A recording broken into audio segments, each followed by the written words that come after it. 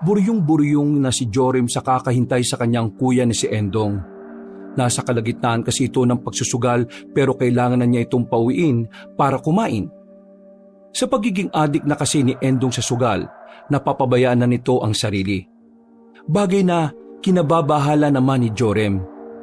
Hindi na yun nakakakain na maayos. Mula umaga hanggang hapon, nasa sugalan na agad ito. Sa katunayan, natanggal na nga ito sa trabaho dahil mas pinili nito ang paghawak ng baraha kaysa magbanat ng buto. Nainip na ang binatang si Jorim, kaya naman pumasok na rin siya sa eskinita kung saan nagtutumpukan ng mga nagsusugal. Nakita niya agad si Endong na nakaharap sa isang lamesa. Nilapitan niya yun at binulungan. Iritado naman itong sumagot sa kanya. Ang bira naman buhay to oh. Kaya ako minamalas sundo ka ng sundo Nakakapikong ka na, Jorim ha? Pinapasundo ka lang naman sa akin ni Mami. Sumusunod lang naman ako sa utos niya. Bulag ka ba? Kita mo nang nasa sugalan ako Papatawin mo ako para lang kumain. Mag-isip ka nga. Mas mahalaga ba yung baraha kaysa sa pagkain? Nakakain ba yung baraha? Ikaw, sira ulo ka rin no? Ang pagkain kapag kinain mo ba, bubungan ng pera? Kapag lagi kang hindi kumakain na maayos, magkakasakit ka. Baliwala lahat ng perang mapapanalunan mo sa sugal kung mapupunta lang din sa pampagamot mo. Ay naku, pwede ba? Umalis ka na. Kapag ako hindi nakapagpigil, masasaktan na talaga ikaw sa akin Hoy, kapatid ni Entong. Jorim po ang pangalan ko. Jorim, wag mo na muna kulitin ang kuya mo. Nakikita mo bang wala ng pera sa harapan niya Talo na yan. Mamaya uutang na yan. Kaya huwag kang makulit. Baka ikaw mapagbuntungan. Pikon pa naman yan. Baka nga umipal mang isoy. Kaya ka lang naman sinuswerte kasi nandaraya ka Anong nandaraya? Magaling lang talaga ako mang-ipit ng baraha para wala kang sapawan.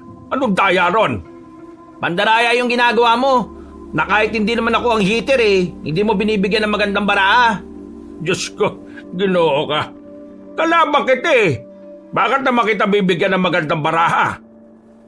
Siguro, nagkakampihan kayo nitong pipi na to, no? Kaya kapag ako hitter, nagtutulungan kayo. Pero kapag ikaw o siya ang hitter, hindi nyo ko tinutulungan, ano? Ay. Huwag ka nang bibintang, ha? Aminin mo na kasi na malapit ka nang maubos. Hindi yung gagawa ka ng issue dyan. Kilala ko karakas mo mang issue Madaya at tuso ka. Kaya hindi ako naniniwala na hindi kayo magkasabwat. Bakit hindi mo siya tanongin kung magkasabwat kami? Baka sumagot pa sa'yo yan tapos sabihin hindi. Nagtawanan ng mga naroon. Dahil dito, unti-unting nababanas ang lalaking si Endong. Kaunting-kaunti na lang ay mapapaaway na ito. Pero mas pinili pa rin itong kumalma.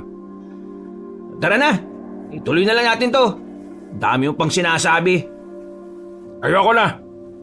Wala ka na rin naman pambayad Mas lalong nabwisit si Endong nang sumang-ayon naman ang mga nanunood sa kanila. Tumayong bigla ang lalaki at nilapitan si Mang Isoy. Hinawakan nito ang kwelyo na matanda. Akmang susuntukin na ni Endong ang matandang yon nang awatin naman ito ni Jorim. Tama na kuya, ano ba? Gagawa ka pa ng gulo rito Manahimik ka at huwag kang makialam dito. Papansin ka rin no? Ay Jorim, awatin mo itong kuya mo Ikaw tanda Sa susunod na aasarin mo ako ulit, pinapangako ko sa'yong magtutuwid ang dalawang paa mo habang nakahiga ka sa parehabang kaon. Aba, narinig niyo ba yung sinabi nitong lalaking to? Nagbabanta Binitiwan na lamang ni Endong ang matanda. Agad namang sinundan ni Jorim ang kanyang kuya. Nang nasa kalsada na sila, dito na nilabas ni Endong ang kanyang galit. Sinuntok nito si Jorim sa muka. Agad namang natumba ang binata. Hindi pa nakontento si Endong, hinawakan niya ulit si Jorim sa kwelyo at saka muling sinuntok. Bakit ka ba nananakit, kuya? Bisit ka Palagi mo na lang ako iniistorbo. Tuwing pupunta ka, lagi akong natatalo. Tuwing pupunta ako, talo ka na. Yun ang totoo. Sinisisi mo pa ako. Hindi ko kasalanan kung mas magaling si Mang Isoy at yung pipi kaysa sa'yo. Ba't sumasagot ka ba, ha? O Sige, saktan mo pa ako. Ano?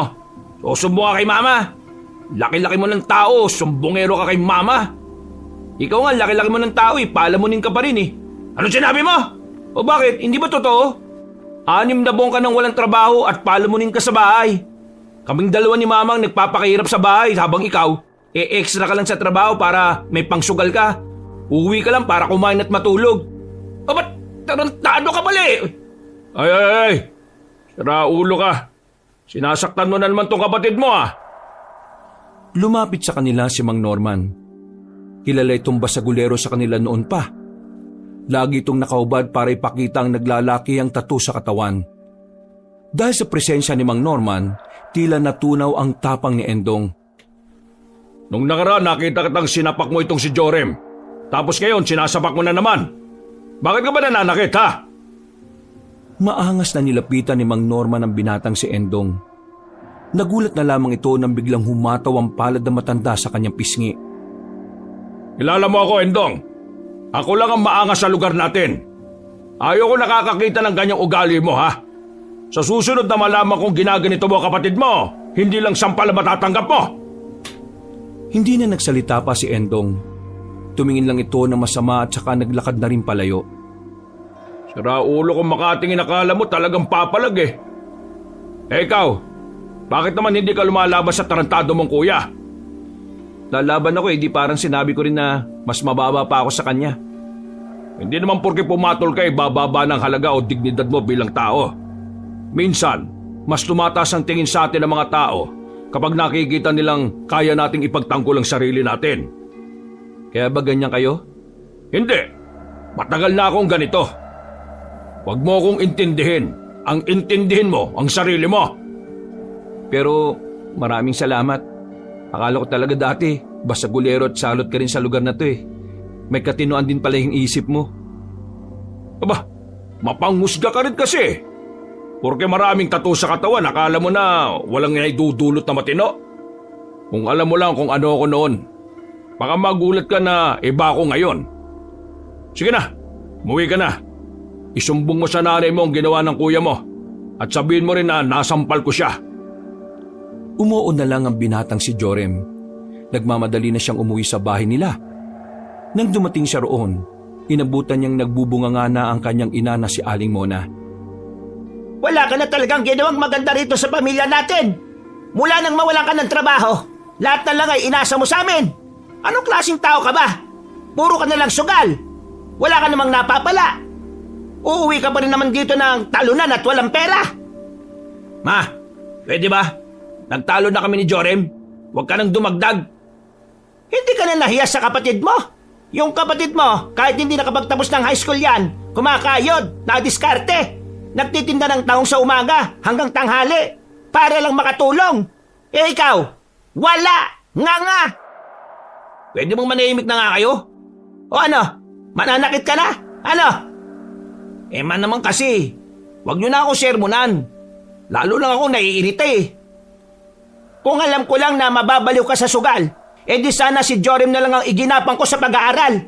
Nasayang lang ang diploma mo sa kolehiyo. Wala ka rin naman palang mararating. Nanlisik ang mga mata ni Endong. Akmang lalapit ito sa matandang babae nang tumakbo si Jorem palapit sa kanyang kuya. Sinapak agad ni Jorem si Endong. Tumumba ang binata sa lakas ng kanyang suntok. Matitis kung ako saktan mo pero si Mama, hindi. Sinasabi ko sa'yo, papalagan kita hanggang sa magkamatayan tayo. Huwag mo lang masaktan-saktan si Mama. Ano ba bang aasahan ko? Mama's boy ka eh. Baka nga si Mama pa nagpapalit ng brief mo hanggang ngayon eh. Ano naman, at least may karapatan ako sa alaga ni Mama. Ikaw, na walang kwenta. Wala. May buka na dyan sa ari mo eh. Sakit ka pa ng ulo. Kaya walang nagkakamaling babae sa'yo eh. Alam kasi nilang patapon ang buhay mo. Manahimik ka nga dyan. O ano? Sige. Gusto mo suntukan tayo eh. Alam mo hindi kita papalagan? Punong-puno na ako sa'yo, buwisit ka ha? Ano? Nanlaki ang mata ni Endong ng mga sandaling yon.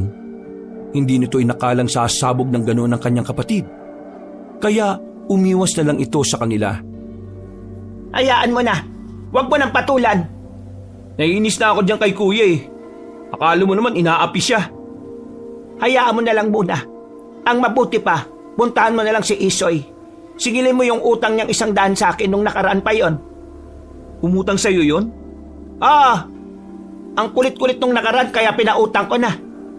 O sige po, sakto nanalo yung kanina. Lumabas na lamang ng bahay si Jorem. Habang naglalakad siya, ay nakasabay na niya ang kaibigan niyang si Eman. Mukhang inutusan ito ng magulang dahil may daladalang bigas. Uy, Jorem! Saan ka naglalagay nito mga nakaraan? Parang ilang kita nakita ulit ah. Nagtitinda ako ng taong sa palengke sa umaga. Tapos, pag uwi ko, rekta tulog. Nox, buti ka pa. Kaya mo magtinda. Ako nahiya ako eh. Kaya ito, tamang utusan lang muna sa bahay habang hindi pa tinatawag ng inaplayan ko.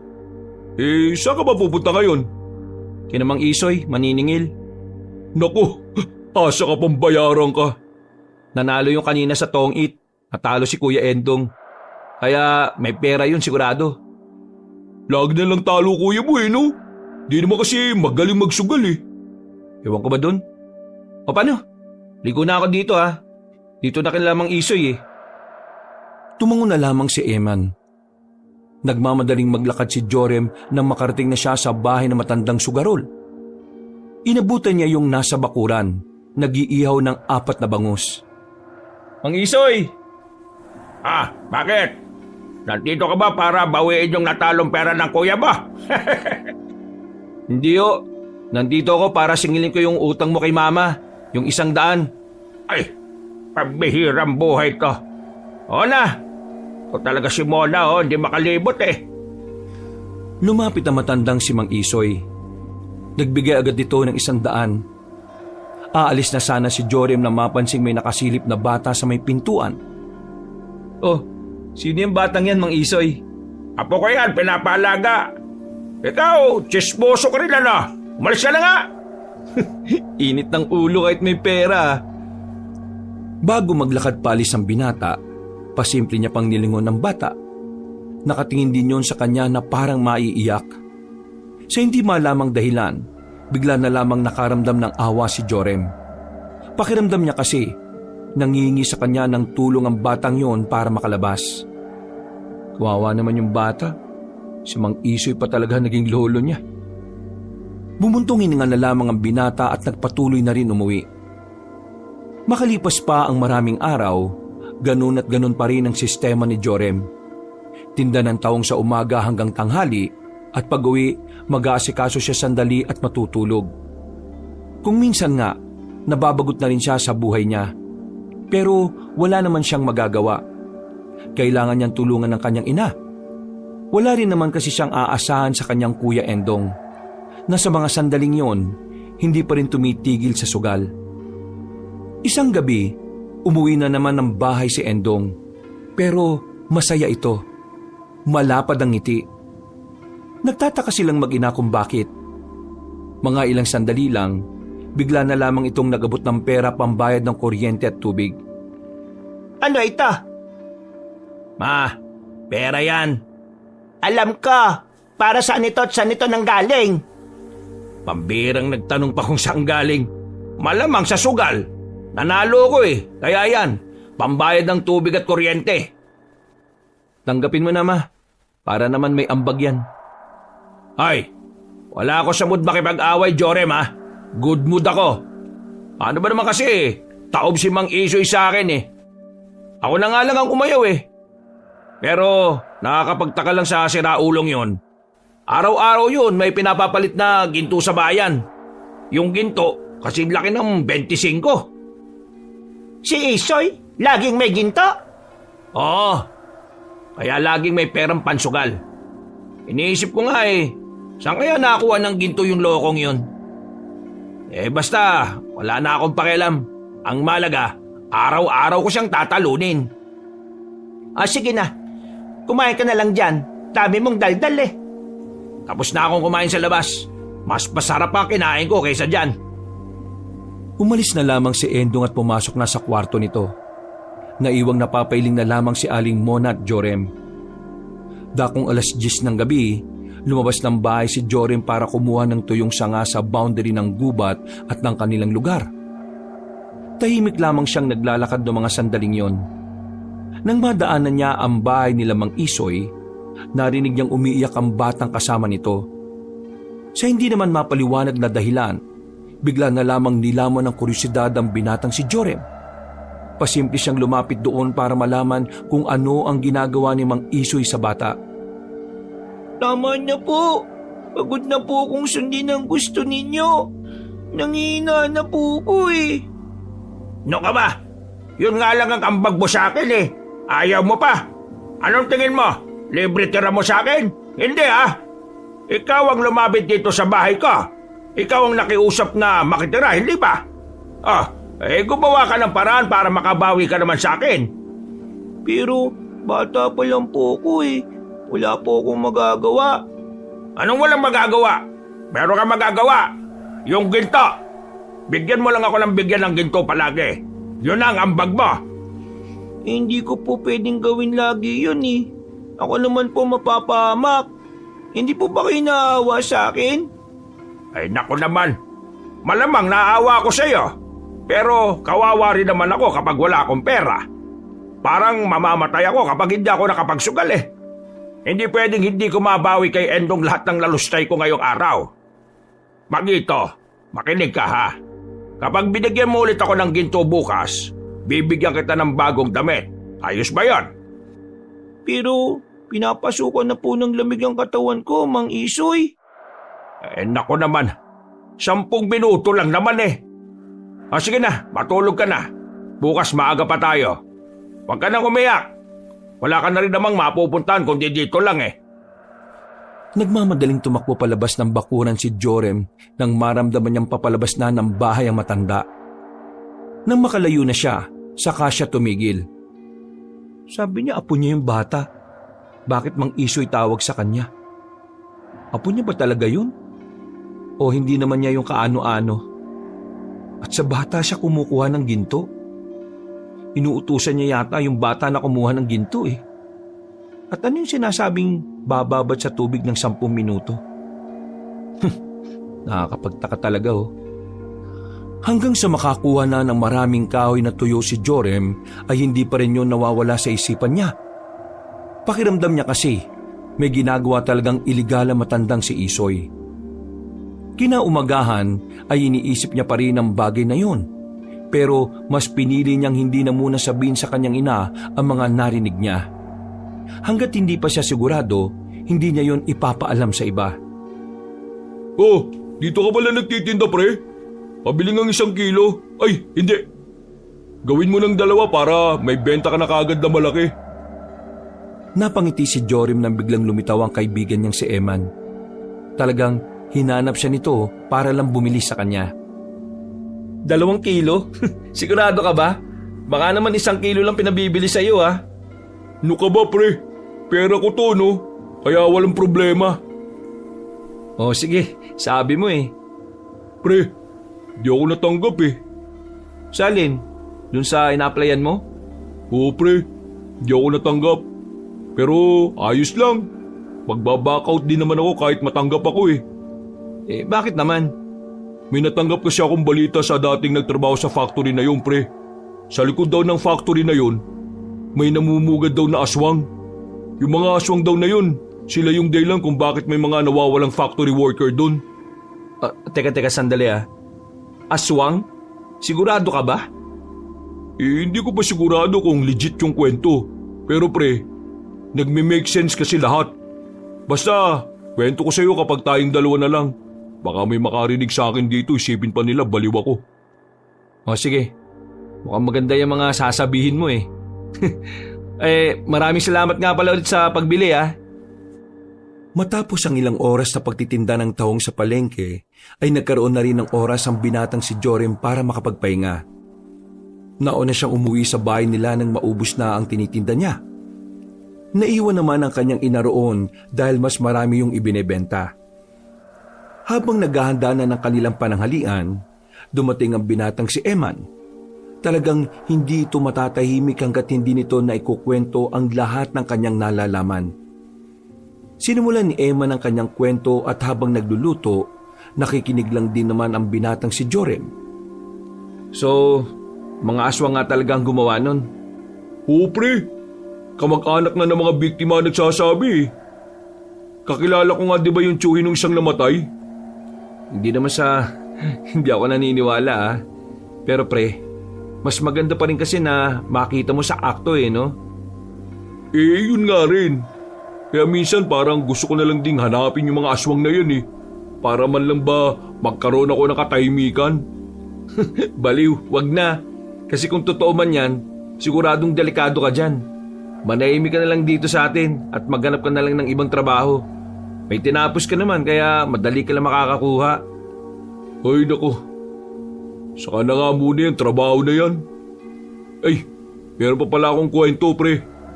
Diba, dami mong bala ah. Chismoso ka na rin yata ah. Di naman, para ka namang ano eh. Aksidente ko lang namang nakita tapos nagtaka ako. Eh ano naman ba kasi yan? Napansin ko lang, may batang kasama si Mang Isoy sa bahay nila. Eh wala namang anak yung si Mang Isoy eh. Sino naman kaya yung batang yun? Basta, nakita ko na lang na nakababad yung bata dun sa drum. Naiyak eh. Ha? Nakababad sa drum? Oo pre, naliligo yata parang ganun. Sandaling hindi nakapagsalita si Jorem. Total, pareho naman na sila ng nalalaman ng kanyang kaibigan. Hindi na rin siya nag-atubiling sabihin din ang kanyang nakita. Tungkol dyan pre, alam ko na rin yan eh. Ang ibig kong sabihin, yung tungkol sa bata. Hinala ko na hindi niya naman kaano-ano yun eh. Alam mo na rin pala eh. Pero paano mo naman nasabing hindi niya kaano-ano? Narinig ko kasi sila nag-uusap. Nasabi ni Mang Isoy na kinupkop niya yung bata. Tapos itong bata, Mang Isoy ang tawag niya.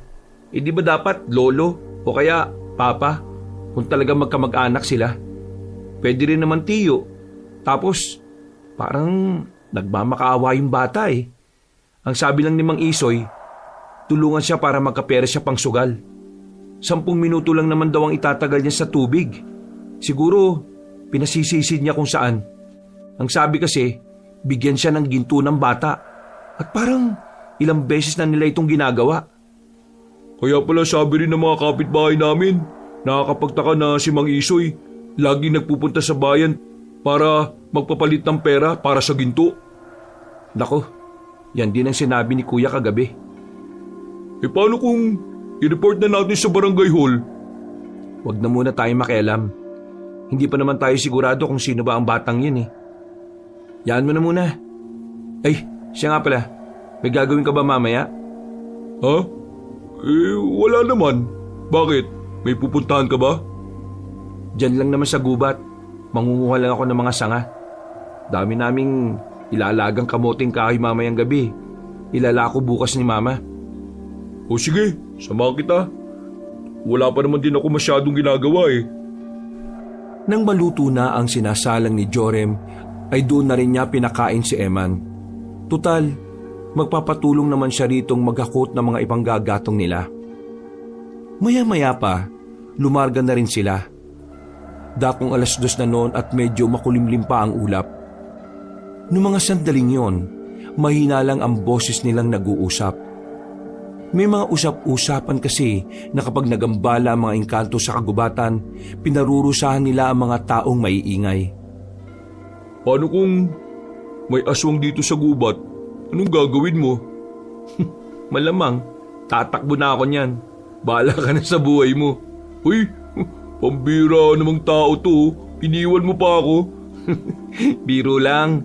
Siyempre lalabanan ko yun. Ang kaso nga lang, paano? Eh, hindi ko nga alam kung gaano sila kabibilis eh. Sabi na kakilala ko, mabilis daw talaga sila. Alam mo yung pusa? Yung normal na takbo ng pusa? Ganon sila kabilis. At malalakas din ang pakiramdam nila kapag nagugutom sila. Ayos ah. Dami mo na talagang alam sa ganyang bagay ah. Kapag interesado, talagang kumakalap ako ng mga impormasyon. O pre, di ba yan yung batang nandun sa bahay ni Mang Isoy? Tinuro ni Emma ng batang lalaki na nasa harapan ng isang puno. Nakatingin lang yun doon na parang merong hinahanap. Laking pagtataka nila kung bakit naroon ang bata samantalang medyo malayo na ang parting yun sa kanilang baryo. Nilapitan nila ang bata para kausapin at para alamin na rin kung ano ang dahilan at naroon ito. Uy, bata, di ba ikaw yung nasa bahay ni Mang Isoy? Lumingon sa kanila ang bata na parang nababahala. Nagpakita agad yun ng mukhang natatakot. Huwag niyo pong susumbong kay Mang Isoy na lumabas ako ng ganitong oras. Sige na po, parang awa niyo na po. Oh, hindi. Hindi ka naman namin isusumbong eh. Tinatanong ka lang namin. Bakit? Sinasaktan ka ba ni Mang Isoy? Hindi po, pero tinatakot niya po kasi ako eh. Ha? Tinatakot saan? Ang sabi niya, kapag nagsumbong daw ako sa mga pulis, ibabalik niya raw ako sa dati kong pinagmulan. Ayaw ko na pong bumalik doon eh. Magulo po sa pinagmulan ko. Pinapalis po ko ng tatay ko para makaligtas sa gulo. Teka. Taga saan ka ba talaga? At bakit ka napadpad dito? Tumingin ang bata sa malapad na katawan ng puno. Nagtataka naman ang magkaibigan ng mga sandaling yun. Nahihiwagaan sila sa kinalalagyan nila. Pakiramdam nila habang naroon sila, may kakaibang aura ang bumabalot sa paligid. Sinasabi mo bang taga rito ka sa punong to? Ano ka, engkanto? Opo. Nawala ang tawa ni Eman. Agad na nagtindigan ang balahibo nilang dalawa ni Jorem. Parang otomatiko silang nakaramdam ng kilabot sa mga pagkakataong ito. Boy, wag mo kaming binibiro ah. Porque nasa gubat tayo, akala mo, takot kami ah. Hindi po ako nagbibiro. Ako po'y isang engkanto na nagmula sa Biringan. At ang punong ito po ang naging lagusan ko para makatakas sa kaguluhan sa amin. Nung lumabas po ako dyan, marami po akong sugat. Si Mang Isoy pong nakakita sa akin at inalagaan ako ng halos 2 buwan hanggang sa ngayon. Ano? Engkanto ka? Galing ka sa Biringan? Pre. Ano ba yung biringan na yan? Sa pagkakaalam ko lang ang Biringan ay ang mundo ng mga engkanto na kung saan yung mundo nila parang ganito lang din sa atin pero mas maliwanag doon. At ang sabi pa ng nabasa ko, sobrang daming ginto raw doon. Lahat ng nakatira doon mayayamang engkanto. Diyos ko, parang pelikula na pala to. O sige bata, sabihin na nating naniniwala kami sa'yo. Pero anong nangyayari sa Biringan? Napasok po kasi kami ng mga aswang eh. Teka. Ito, medyo nakakawindang na. Aswang? Nakapasok sa Biringan? Hindi ko po kayo pipiliting maniwala. Pero yun naman po talaga ang totoo eh. Pumasok sila sa Biringan dahil gusto nila akong kunin. Ang sabi po kasi ng itay, ang puso ko raw ang gagamitin nila para mas lalong maging immortal ang pinuno ng mga aswang. Ang aswang po na may pangalang Ramona. Sandali nga. Naglolo ka na lang yata tayo rito eh. Pelikula na ba ang eksena natin dito? Kagaya ng inaasahan ko, walang maniniwala po sa akin. Pero hindi ko na po kayo pipilitin. Ang hiling ko lang po sana, hindi ito malaman ni Mang Isoy. Bakit ka naman kasi babalik pa dun kung alam mong inaabuso ka na ng matandang yun? Wala naman po ako mapupuntahan eh. Sinasabi pa ni Mang Isoy na kapag nagsumbong din ako, pwede rin daw po akong ilagay sa bahay ampunan. Sira ulo talaga matandang yun no? Bata, narinig ko kasi kayo nag-uusap ni Mang Isoy. Pwede mo bang sabihin sa akin kung ano yung tungkol dun sa ginto at tungkol dun sa pagbaba mo sa tubig? Sumunod po kayo sa akin at ipapaalam ko po sa inyo kung ano po yun. Naunang naglakad ang bata. Nakatinginan muna ang 2 binata pero sumunod na rin naman agad. Ilang minutong lakaran lang ay nakarating na rin sila sa gilid ng ilog.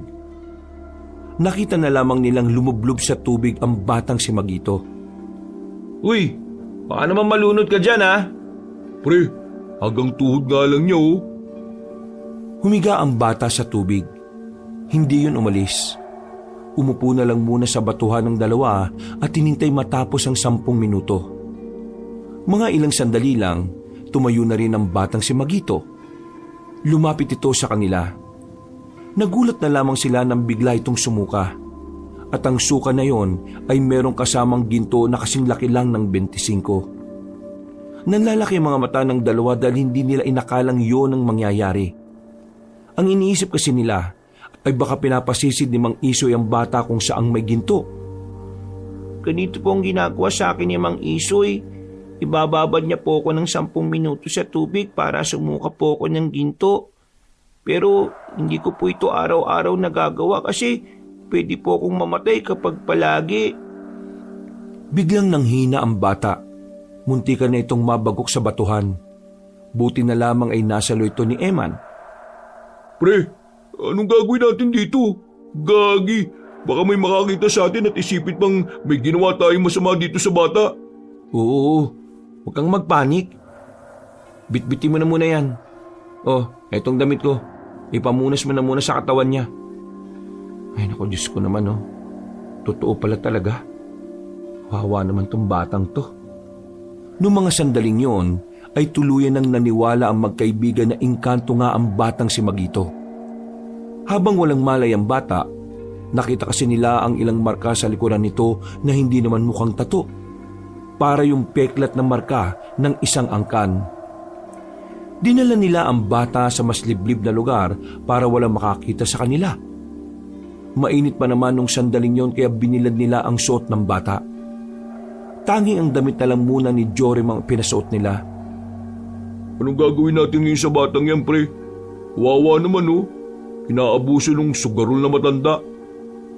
Wala naman tayong ibang mapaglalagyan dyan eh. Hindi rin pwede sa bahay. Mas lalo namang hindi rin pwede sa inyo. Itong ginto na nakuha natin sa kanya, ipapalit natin sa bayan. Tapos yung pera, gagamitin natin para maihanap siya ng matitirhan. Pambili na rin natin ang kailangan niya. At habang wala ka pang trabaho, kung ayos lang naman sa iyo ikaw ang sasama sa kanya. Yun, magandang ideya yun, pre. Pero, paano kung gawin na natin ngayon? Pre, hindi pwede agad-agad. Kapag nakahalata si Mang Isoy, kawawa na naman tong batang to. Baka mamaya saktan na niya. Kailangan niyang bumalik sa bahay ni Mang Isoy para isipin ng lokong yun walang tumutulong sa batang to. Kung sa bagay, may tama ka naman. Ang gagawin natin, ibabalik natin ang bata ron. Tapos, mamayang gabi, rekta na tayo sa bayan. Kapag may pera na, kinabukasan, di na muna ako magtitinda. Maghanap tayo ng matitirhan niya. Nagkasundo ang dalawang binata. Maya-maya pa, nakahinga na rin sila ng maluwag nang magising na rin si Magito. Medyo nangihina ito kaya pinakain na muna nila ito nang makalabas na sila ng gubat. Sinabihan nila ang bata na umuwi. Sumunod naman ito nang maipaliwanag nila ang kanilang mga plano. Kagaya nga ng napag-usapan, agad na tumungo sa bayan ng magkaibigan. Ang kaso nga lang, nahirapan silang makapagbenta ng ginto. Halos lahat ng tindahan ng alas na nilapitan nila, hindi tumatanggap ng ginto kapag hindi nila kakilala. Ang sabi kasi sa kanila, maaring galing sa iligal na minahan ang dalang ginto, kaya hindi sila basta-basta bumibili. Maliban na lang daw kung suki na nila. Dahil sa problemang yon, naantala ang plano nila. Tumagal ng ilang araw na sana nailayo na nila ang bata. Pero hindi yun nangyari. Isang linggo na ang nakalipas, palihim nilang dinadalaw ang batang si Magito. Maputla na ang bata. Nangihina na rin yun. Pero wala silang magawa. Hindi nila malapitan si Magito dahil bukod kay Mang Isoy, may iba na ring tao roon. May 2 pang lalaki ang palagi nagbabantay sa bata. At malakas din ang pakiramdam nila na ang 2 lalaking yun ay alam na rin ang tungkol sa pagiging engkanto ng batang si Magito. Ilang araw mo na akong pinaghihintay, Magito Alam kong pinipigilan mo lang ang sarili mong makapaglabas ng ginto. Huwag mo na akong inisin, bata ka Maglabas ka na ng ginto. Dahil wala na naman akong pangsugal. Natalo na naman ako ni Endong Mang Isoy, hindi ko na po talaga kaya. Kahit pa pilitin niyo akong ibabad sa tubig, wala na po akong may lalabas na ginto. Kasi po, nangihina na po ako eh. Nangihina ka kasi ang ate mo sa pagkain. Pinapakain ka pero ayaw mo. Tapos ngayon, kasalanan ko pa na nangihina ka? Halika! Naiinis na ako sa iyo ha. Lumublob ka ulit dyan sa dam. Pag hindi ka pa rin sumuka ng ginto, ibebenta na talaga kita sa bumibili ng bata. Huwag po. Anong wag? Hindi na kita mapakinabangan eh. Kung wala ka rin naman pakinabang, edi ibebenta na lang kita. Huwag po, pakiusap po. Pipilitin ko na po kahit hindi ko na kaya. Napipilitan na lamang ang batang si Magito na pumasok sa drum. Habang nakikinig naman si Jorim at Eman sa nangyayari, hindi nila maiwasang mapamura. Galit na galit sila kay Mang Isoy. Kung pwede lang sana nilang sapakin na matanda, ginawa na nila. Naisipan na rin naman nilang isumbong sa barangay hall ang pangyayaring yon, pero nagdadalawang isip sila. Nitong nakaraan lang kasi, nalaman nilang sinusuhulan pala ni Mang Isoy ang kapitan para hindi isumbong sa polis ang mga pasugalan. Pre, di ba yung engkanto may kapangyarihan? Oo, yun ang pagkakaalam ko. Pero siguro dahil bata pa si Magito, hindi niya pa kayang gumamit. At kita mo naman di ba, nangihina na siya eh. Wisit talaga matanda yan, no? Kapag ako naurat, sasapakin ko mukha niyan eh. Umalis na lang siguro muna tayo rito. Baka mamaya makita pa tayo eh. Walang tao sa bahay nila Emma ng mga sandaling yon. Dumalo sa lamay. Kaya naman, doon na muna sila tumambay. Mas malaya kasi nilang napag-uusapan ang problema nila roon dahil walang ibang makakarinig. Pre, narinig mo naman siguro yung sinabi ng Mang Isoy kanina. May bayar na siya kay Magito kapag hindi nakapaglabas ng ginto ang bata. Oo nga eh. Sira ulo talaga.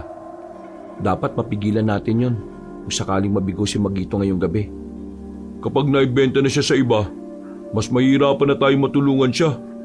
Paano kung kunin na lang natin siya? Pero paano? 3 na silang naroon na nagbabantay. Hintayin natin. Kapag lumalim na ang gabi, balikan natin. Saka natin kunin si Magito. Nagkapi na lang muna ang dalawa sa bakuran na yon. Kung ano-ano ang pinagplanuhan nila. Pero aminadong kinakabahan sila sa naiisip nilang gawin. Maya-maya pa, dumating na rin ang 10:00 ng gabi. Inihanda na rin nila ang kanilang sarili nang balikan nila si Magito. Nagtaka sila dahil wala na ang bata roon. Wala na rin sila Mang Isoy, nakaalis na. Kinabahan ng magkaibigan. Sa puntong yon, alam na nilang ibebenta na ng mga yon ang bata sa ibang tao. Kaya naman hindi na sila nagsayang ng oras. Nilibot nila ang kalsada at nakita nilang bit-bit ng 2 lalaki ang batang si Magito. Habang si Mang Isoy naman ay nasa gilid lang na naglalakad. Lalapit na sana sila nang biglang may dumating na isang van na itim. Lumapit nun kina Mang Isoy at base sa nakikita nilang pag-uusap, parang kakilala na matandang lalaki ang mga nasa loob ng van. Doon na mas kinilabutan at kinabahan si Jorim at si Eman. Sinubukan nilang habulin ng van pero nakaalis na ang mga yon, kasama nila si Mang Isoy. Paano natin mahabol yung buwisit? Hindi pwede mapunta sa kanila si Magito, pre. Aalisan nila ng organs yung bata kagaya ng mga napapabalita sa kabilang probinsya. Oh, kalma ka lang pre, kalma. Ayun, may tricycle. Hinarang nila ang tricycle at nakiusap sila makisakay. Pumayag naman agad ng driver. Tinuro nila ang van na natatanaw nila para sundan. Makalipas lang ang halos 10 minutong biyahe, tumigil na rin ang van sa harapan ng isang lumang warehouse. Habang sila naman, malayo pa lang ay huminto na rin sila. Matapos makapagbayad, umalis na rin ang driver na parang takot na rin. Pre, ingat tayo ah. Mahal ko pa buhay ko. Dun. Tara, dun tayo, sa gilid sa dilim. Nakayuko silang tumakbo papunta sa madilim na parte. Maingat ang kanilang lakad nang lumapit sila roon. Ilang sandali lang, nasipat na nila ang nakabukas na malaking pinto ng warehouse. nakita nilang naroon nga si Mang Isoy kasama ng mga lalaking nakasuot na tuksido. Parang mayayaman na mga yon. Mas lumapit pa sila para marinig ang usapan. Sariwang-sariwa pa yung batang yan. Medyo nangihinala kasi, maselan sa pagkain eh. Pero ayun na, bahala dyan. Ang akin lang, ibigay niyo ang pera sa akin. Hindi nagtagal, nagkaabutan na rin. Napangiti pa ang matandang si Isoy nang makita ang limpak-limpak na pera. Para itong naka-jackpot sa ganda ng ngiti nito. Noong mga sandaling yon, hindi na napigil ni Jorim ang kanyang sarili. Alam naman niyang delikadong makita sila roon, pero nang makita niyang kukunin na ang batang si Magito, lumabas na siya ng kanilang pinagtataguan habang hawak ang tubo na nadampot lang sa gilid. Bitiwan niyo ang bata! Salubong ang kilay ng Mang Isoy habang nakatingin sa kanya.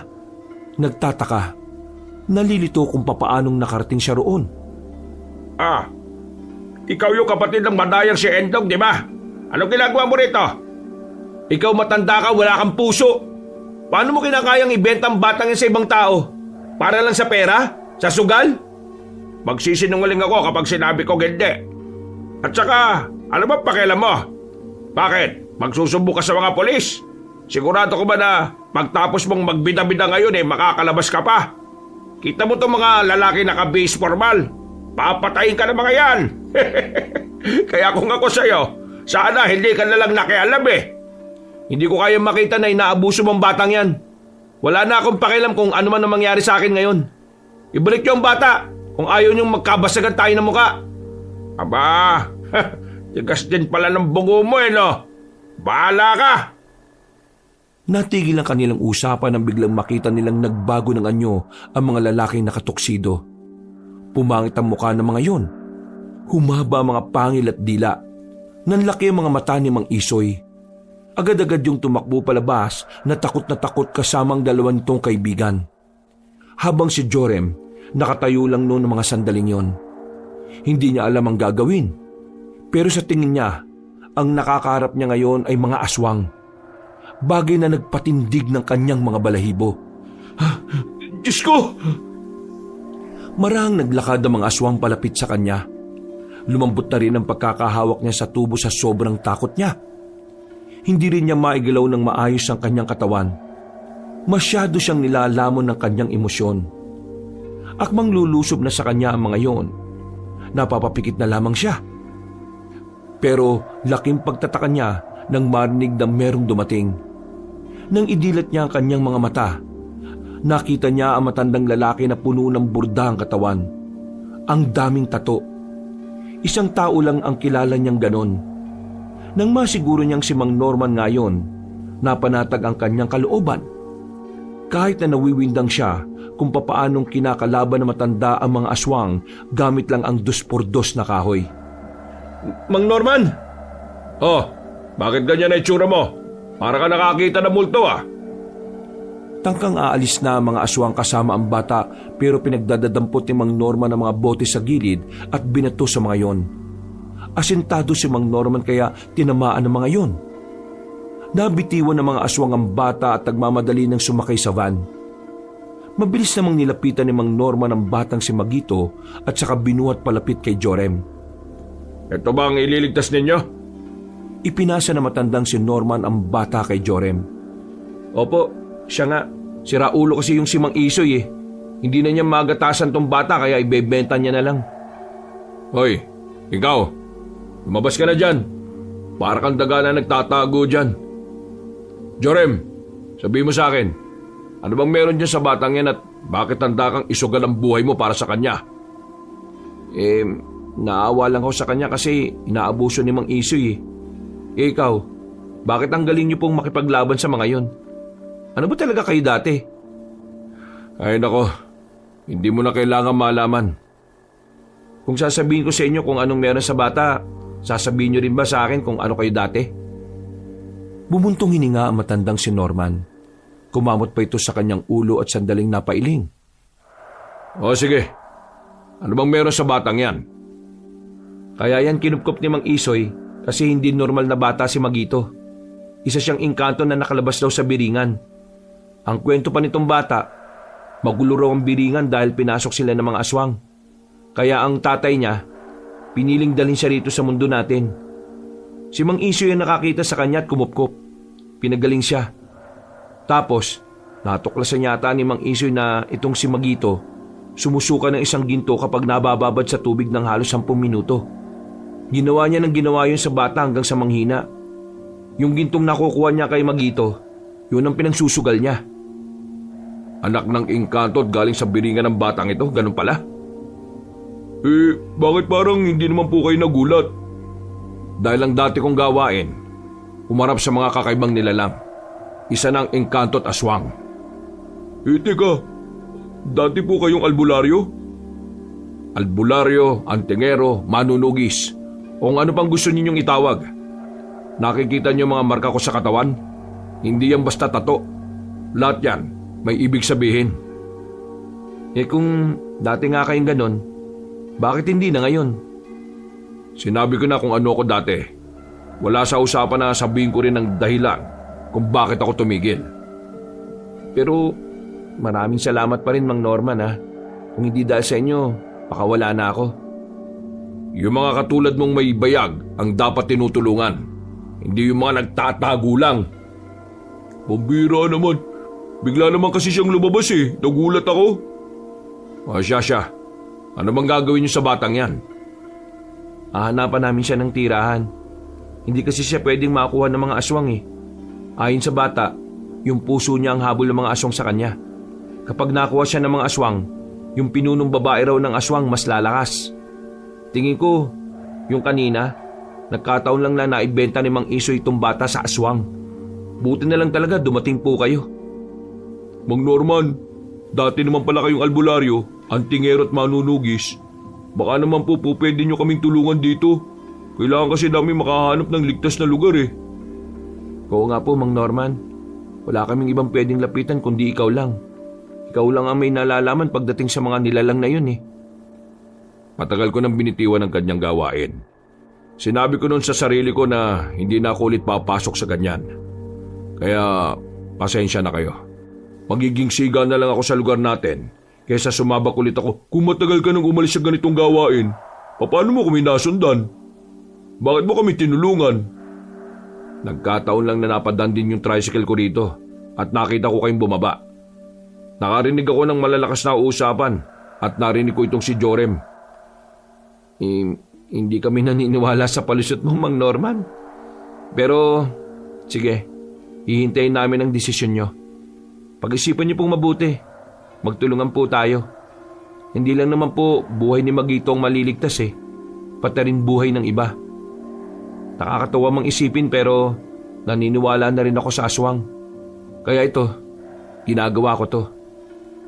Kuya sana pumayag. Ayoko nga! Huwag na kayo maging makulit Sige na, alis na ako. Pero... Hayaan mo na muna siya. Di natin alam ang dahilan kung bakit siya tumigil. Ipagdasal na lang natin na sana magbago ang ihip ng hangin at tulungan na rin niya tayo. Nauna nang umalis sa matandang si Mang Norman. Naglakad na lang din ang dalawa palabas ng warehouse bago pa sila mabalikan ng mga aswang. Wala na rin sila Mang Isoy ng mga sandaling yon. Maya-maya pa, may napadaang truck. Pinayagan sila makisampa sa likod kaya nakabiyahe din naman sila pabalik. Ano nang gagawin natin dyan? Saan natin dadalhin yan? Ewan ko, hindi ko rin alam Basta ang nasa isip ko, umuwi na lang muna tayo sa baryo. Hindi ba talaga pwede sa inyo? Lala mo naman si Kuya Ayaw nun sa bata. Baka mamaya pagtripan niya lang to. Sa bagay. Pero daming pera ni Mang Isoy ngayon Naisa niya yung mga aswang. Wag lang siyang magpapakita sa akin sa daan. Baka mabasag ko lang yung mukha niya. Pagdating nila ng kanilang baryo, bigla silang hinarang ni Mang Norman. Sumenya sa matandang lalaki na sumunod sila. Nagtungo sila sa bahay na matandang bordado. Iniga ang bata sa mahabang papag sa loob. Dito nyo na muna yung batang yan habang wala pa kayong mapaglilipatan sa kanya. Pero huwag nyong isipin na gusto ko nang makipagtulungan sa inyo Ginagawa ko lang to kasi naaawa ako sa bata. Maraming salamat po, Mang Norman. Malaking tulong na rin po to talaga. Pero sa loob-loob ni Mang Norman, gusto na niyang pumayag. Gusto mo sapakin ko yung mukha mo? Ilang araw na akong walang sinasaktan, baka gusto mong ikaw naman. Mang Norman naman, biro lang po. Wag mo akong binibiro Seryoso ako manakit. Parang gusto na lamang tumiklop ni Eman sa gilid dahil sa mga sinabi ni Mang Norman. Bukas po, babalik kami kapag nakahanap na kami ng bibili ng ginto. Yung ginto na yon ay yung ginto na inilabas ni Magito nung patunayan niyang totoong sinasabi niya. Hindi namin siya inabuso Sige, ako nang bahala rito. Mainit ang katawan niya, mukhang lalagnatin. Bukas, dala niyo ako ng saging na saba. Yun ang ipapakain natin dito. Hindi kumakain ng mga batang engkanto ng ibang prutas at gulay. Saging na saba lang. Mayamang engkanto to, halatang halata. At sa biringan, pangmayaman na pagkain ng saba. Hanip, alam na alam ni Mang Norman. Bagong idol. Idolin mo mukha mo dyan. Sige na, umalis na kayo bago pa ako mainis. Mang Norman, maraming salamat po uli Hindi ka lang pala matinong magpayo. May mabuti ka rin palang puso. Umuwi na lamang si Jorim sa kanilang bahay. Inabutan niyang mainit na naman ang ulo ng kanyang kuya Endong. Sa pagkakadinig niya sa kanyang ina, natalo na naman ang binata sa sugal. Lahat ng napanalunan nito nung nakaraan, nalagas na rin. Huwag ka na munang pumasok sa loob. Nag-aalburuto na naman yung isa. Baka mag-away na naman kayo. Pabayaan mo siya, ma. Ano, tayo pa mag-a-adjust sa kanya? Hindi pinakinggan ni Jorim ang kanyang ina at dumiretso sa loob ng bahay. Agad siyang nakita ni Endong at sinenya siyang lumapit. Bakit? Timpla mo ako kape para lumamig ulo ko. Lalong iinit ulo mo kasi mainit yung kape. Lalong iinit ang ulo ko kung marami ka pang sinasabi. Pagod ako. Magtimpla ka mag-isa mo. Gamitin mo yung dalawang kamay mo na perpektong binigay sa'yo ng Diyos kahit hindi mo deserve. Ano sabi mo? Wag ngayon. Pagod ako. Bigla na lamang siyang hinawakan ni Endong sa kwelyo. Sa hindi mapaliwanag na dahilan ay agad din naman nag-init ang ulo ni Jorim. Hinawakan niya sa liig ang kanyang kuya at malakas na itinulak. Dinikit niya yun sa dingding. Sinakal niya ito ng maigpit. Buti na lamang ay agad namang umawat sa kanila ang ina. Binitiwan din naman ni Jorim ang kapatid niya. May problema ako kaya pwede ba? Huwag ka nang dumagdag pa. Kasi baka kung ano pang magawa ko sa'yo. Naglakad palis ang binatang si Jorim at pumasok sa sariling kwarto. Nanlaki na lang ang mga mata ni Endong dahil sa pangyayaring yun. Kahit din si Aling Mona ay nagtataka. Ma, anong problema nun? Bakit galit na galit? Nagtanong ka pa, ikaw naman ang nanguna. Nung sandaling yun ay minabuti na lamang ni Jorim na itulog ang kanyang inis. Kinabukasan paggising niya, agad siyang pinuntahan ni Eman. Nagpaalam na muna siya sa kanyang ina na hindi na muna magtitinda. Nag-iwan na lamang siya ng pera para ipangdagdag sa panggastos nila. Habang naglalakad ang mga kaibigan sa kalsada, natanong niya si Mang Isoy na patawa-tawa lang sa kanto na parabang walang nangyari. Nagagawa pa talagang magyabang sa mga kausap nitong kapwa siraulo. Agad na nag-init ang bumbunan ni Jorim. Binilisan niya ang kanyang lakad at saka lumapit sa matanda. Uy, anong gagawin mo? Ano ito? Ano to? Kapal din ang mukha mo magtanong no? Matapos mong ibenta si Magito sa mga halimaw na yon, ikaw ngayon parang wala kang ginawang masama? Ay, ano ba pinagsasabi mo? Wala naman talaga akong ginawang masama Nakikipag-usap lang naman ako sa kanila. Lahat kayo, alam niyo ba ang matandang to, masahol pa sa demonyo? Yung batang kasama niya sa bahay, dinala niya sa lumang warehouse kanina at binenta sa ibang tao. Nagbulungan ang mga naroon sa mga pagkakataong ito. Habang si Mang Isoy naman ay nagsimula na rin mabahala. Baka gusto mong sabihin ko rin sa kanila yung mga taong kinuhaan mo ng pera hindi pala talaga mga tao, kundi aswang. Aswang yon? Huwag mo akong tanungin. Dapat sa iyo makulong ang kapal naman ng mukha mong pagbintangan ako sa ibang bagay na hindi ko naman ginawa. Manahimik ka! Papalamunin ka lang eh. Ah, ganon ha? Sinuntok ni Jorim ang matandang si Mang Isoy. Inawat naman agad ni Emma ng binata.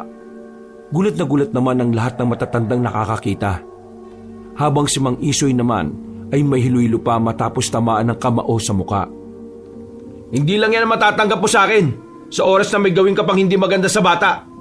Pasalamat ka, may galang pa ako sa matanda. Tayo na nga, Eman. Naglakad na paalis ang dalawang binata. Nagtungo na lamang sila sa bayan para ipapalit ang ginto. Pero sa kasamaang palad, wala talagang tumatanggap. Walang tiwala sa kanila ang tindahan ng alahas. Bumalik na lamang sila sa baryo at tinungo ang bahay ni Mang Norman. Pagdating nila, inabutan nilang gising na ang batang si Magito. Kausap niya ito ni Mang Norman na parabang matagal na silang magkakilala. Oh, mabuti naman at nagkamalay ka na. Kumusta pakiramdam mo, bata ka? Nagiging maayos na po ko. Magaling po mag-alaga si Mang Norman eh. Ang sarap po ng saging na saba na pinakain niya sa akin. May dala pa kaming saging na saba. Ito, marami. Naku, kung alam mo lang na ang saging na sabay hindi masyadong binapansin dito. Pero sa inyo pala, pagkain pala yan ng mayayaman. Opo, pagkain po ito ng mayayaman sa amin. Yung pamilya po namin ang pinakamayaman. Ang tatay ko po maraming salapi sa amin at ginto. Kaya kami po maraming saging na saba. Kaso nga lang, hindi ko alam kung ayos lang po sila sa biringan ngayon. Huwag ka mag-alala. Nararamdaman namin na nasa maayos silang kalagayan ngayon, Magito. Pre, dito muna kayo ha. Kakausapin ko lang si Mang Norman sa labas. Sabay silang lumabas na matandang si Norman. Tumingin-tingin na muna ang binata sa paligid kung meron ibang nakakarinig sa kanila. Mang Norman, baka pwede pong tulungan nyo na kami. Malakas po kasi ang pakiramdam ko na babalikan kami ng mga aswang eh. Bukod dun sa pera na nawala sa kanila at nakuha ni Mang Isoy. Ngayon, alam na rin nilang narito sa mundo ng mga taong anak ng pinakamayamang engkanto sa Biringan. Nababahala ako para sa kapakanan namin eh. Wala kami kaalam-alam kung paano sila tatapatan. Kaya, Mang Norman, nagmamakaawa ako sa inyo. Tulungan niyo naman po kami oh. Pinasok-pasok mo ito eh. Hindi mo naman pala alam na delikado pala. Kahit na alam kong delikado, tutulungan ko pa rin yung bata. Nakakaawa. Naabuso eh. Tapos ngayon, aswang naman ang hahanap sa kanya para gamitin sa kasamaan. Patitis mo ba yun, Mang Norman? Ako kasi hindi eh. Kaya kahit wala akong kaalam-alam, gagawa ako ng paraan. Huminga ng malalim ang matandang si Norman. Kitang-kita sa mukha nito ang pagkabahala at pangamba. Naalala na naman kasi na matandang lalaki ang mga nangyari noong siya ay isa pang manunugis. Gusto mo ba talagang malaman kung bakit ayaw kong balikan ng trabahong iniwan ko noon? Tumungo lamang ang binata at nakinig ng maigi. Nung araw, marami akong kasama. Mga kapwa ko rin manunugis. Sabay-sabay namin kinalaban ng mga aswang. Nananalo kami palagi. Sa samahan, nakilala ko ang dalawang kaibigan. Magkapatid sila. Naging alalay ko sila, talagang magagaling din. Pero napatay sila ng aswang nang dahil sa akin. Ano pong nangyari? Galing kami sa isang okasyon. Nagaya na silang umuwi pero ako mas pinili kong manatili sa kasiyahan dahil nakainom na rin ako eh. Hindi ko alam na yun na pala ang huling sandali na makikita ko magkapatid. Mula noon, sinisisi ko pa rin ang sarili ko kung bakit sila nawala. Kung sana hindi ko sila hinayaang umuwi ng sila lang, baka hanggang ngayon buhay pa sila. Buong pamilya nila. Ako ang sinisisi. Kahit ang mga taong nakakakilala sa amin, ako ang sinisisi. Kaya napilitan akong umalis sa lugar na yon at dito na ako napadpad. Mula noon, kinalimutan ko na ang dating ako. Naging barumbado na lang ako rito para Wala nang makaalam ng mga pinagdaanan ko. Kaya ngayon, ayaw kong bumalik sa ganyan dahil ayaw kong may mamatay na naman ang dahil sa akin. Hindi nyo naman po kasalanan kung bakit sila nawala eh. Kasalanan nyo ng mga aswang. Hindi mo ako maintindihan dahil magkaiba tayo ng kalagayan. Kung sakaling sumama ako sa inyo at napahama kayong dalawa, kasalanan ko yon kasi hindi ko kayo natulungan. Minsan, kailangan nyo lang din pong hindi akuin ang lahat ng responsibilidad sa sarili para sa ibang tao. Ano? Kaya po kasi kayo nahihirapan at hindi makausad eh. Dahil lahat inaako nyo. Hindi nyo gustong nangyari sa kanila. Wala kang intensyon na mapahamak sila. Kaya wala kang ginawang mali. Masyado ka lang nagpatalo sa mga sinasabi nila. Kung nakikita ka ng dalawang sinasabi mo, baka malungkot sila eh. Kasi hanggang ngayon, yan pa rin ang nararamdaman mo sa sarili mo. Wala kang alam sa nararamdaman ko. Kaya hindi mo ko maintindihan kahit na kailan. Si Papa, namatay dahil sa akin. Ano? Parang kagaya lang din ang nangyari sa'yo. Pero galing naman kaming school nung bata pa kami. Inatid kami ni Papa sa school. Habang naglalakad kami, may mga humarang sa amin. Kinuha ang pera ni Papa. Tapos ako, balak akong kunin. Hindi ko alam, baka ibebenta ako sa iba. Hindi pumayag si Papa. Sinuntok si Papa. Tapos, kinagat ko naman yung isang lalaki. Nagalit sa akin yung lalaki. Binaril niya ako. Pero, si Papa sumalag. Inamaan siya sa ulo. Saka sila nagtakbuhan. Ang kuya mo, anong ginawa? Bago pa kami arangin, pinatakbo na kami ni Papa. Pero si kuya lang ang nakatakbo. Ako kasi, naihipa ako sa short at hindi makagalaw dahil sa takot. Ngumiti na mapait si Jorem. Nanahimik naman si Mang Norman dahil hindi nito inakalang ganun ang sinapit ng binata. Nakita ng dalawang mata ko nangyari. Na hanggang ngayon, kabisado ko pa rin ang bawat detalye. Ang eksena, ang petsa, ang mukha ng mga suspect na hindi na nahuli. Sinisisi ko ang sarili ko noon.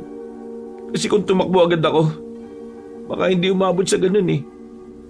O kaya, kung hindi ko kinagat yung lalaki, buhay pa sana si Papa.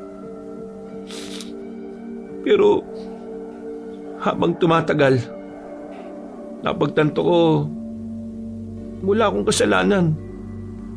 Nangyari ang lahat ng hindi naman inaasahan. At yun ang pagkakapareho ng kalagayan natin. Wala ka ring nagawa dahil walang may gusto. At hindi natin alam na mangyayari yun. Hindi ko sinasabi na mas malala ang naranasan ko. Mas lalong hindi ko sinasabi na kalimutan mo lang kasi tapos na. Ang sinasabi ko lang, kaya ako nasasabi ang mga to, kasi naranasan ko rin ang naranasan mo. Sa ibang sabi, alam kong pakiramdam na sisihin ang sarili. Kaya kahit hanggang ngayon, may parte pa rin sa puso ko na parang ako may kasalanan eh. Pero lagi kong iniisip na may mga sitwasyon sa mundong ito na hindi ko kayang kontrolin. At kahit naroon ako sa sitwasyon na yon, na kailangan ko na lang natanggapin na may mga bagay na mangyayari at mangyayari dahil yun ang kapalaran nila eh.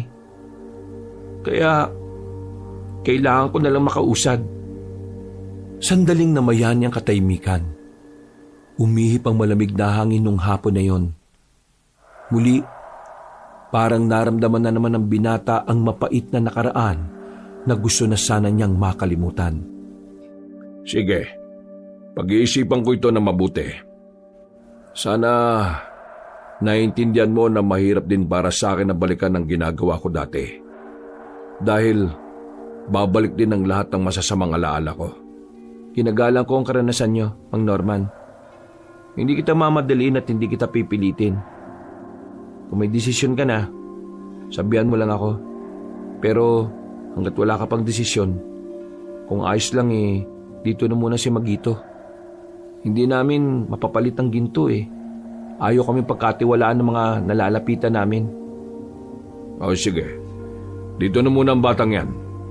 Nakakalibang din naman kasi madaldal at masiyahin eh. Nakakagago na inabuso yan ni Isoy. Dito nga muna, may pupuntahan lang ako. Baka bugbugin mo naman si Mang Isoy ha. Binigyan ko na ng isa yun. Hindi, wala naman akong gagawin sa kanya eh. Ibalakad ko. Gumisi na lamang si Jorem. Patid niyang hindi nagsasabi ng totoo ang matandang barumbado. Makalipas lang ng halos kalahating oras, muling nakabalik si Mang Norman. Mukha naman itong nasa maayos na kalagayan. May dala-dala pang tinapay. Habang sila naman, sinimulan na ring ilaga ang saging na saba. Mang Norman, saan po kayo galing? Diyan lang, bumili ng tinapay at may binugbog. O sige na, kumain na muna tayo ng merienda. Mamaya, Jorem, samahan mo ako ha. Ako, di ako sasama. Bantay mo rito si Magito. Natatakot po ako, baka dumating ang mga aswang at kunin po nila ako eh. Alam ko nang pwedeng mangyari yan. Kaya nga sa loob lang kayo ng bahay.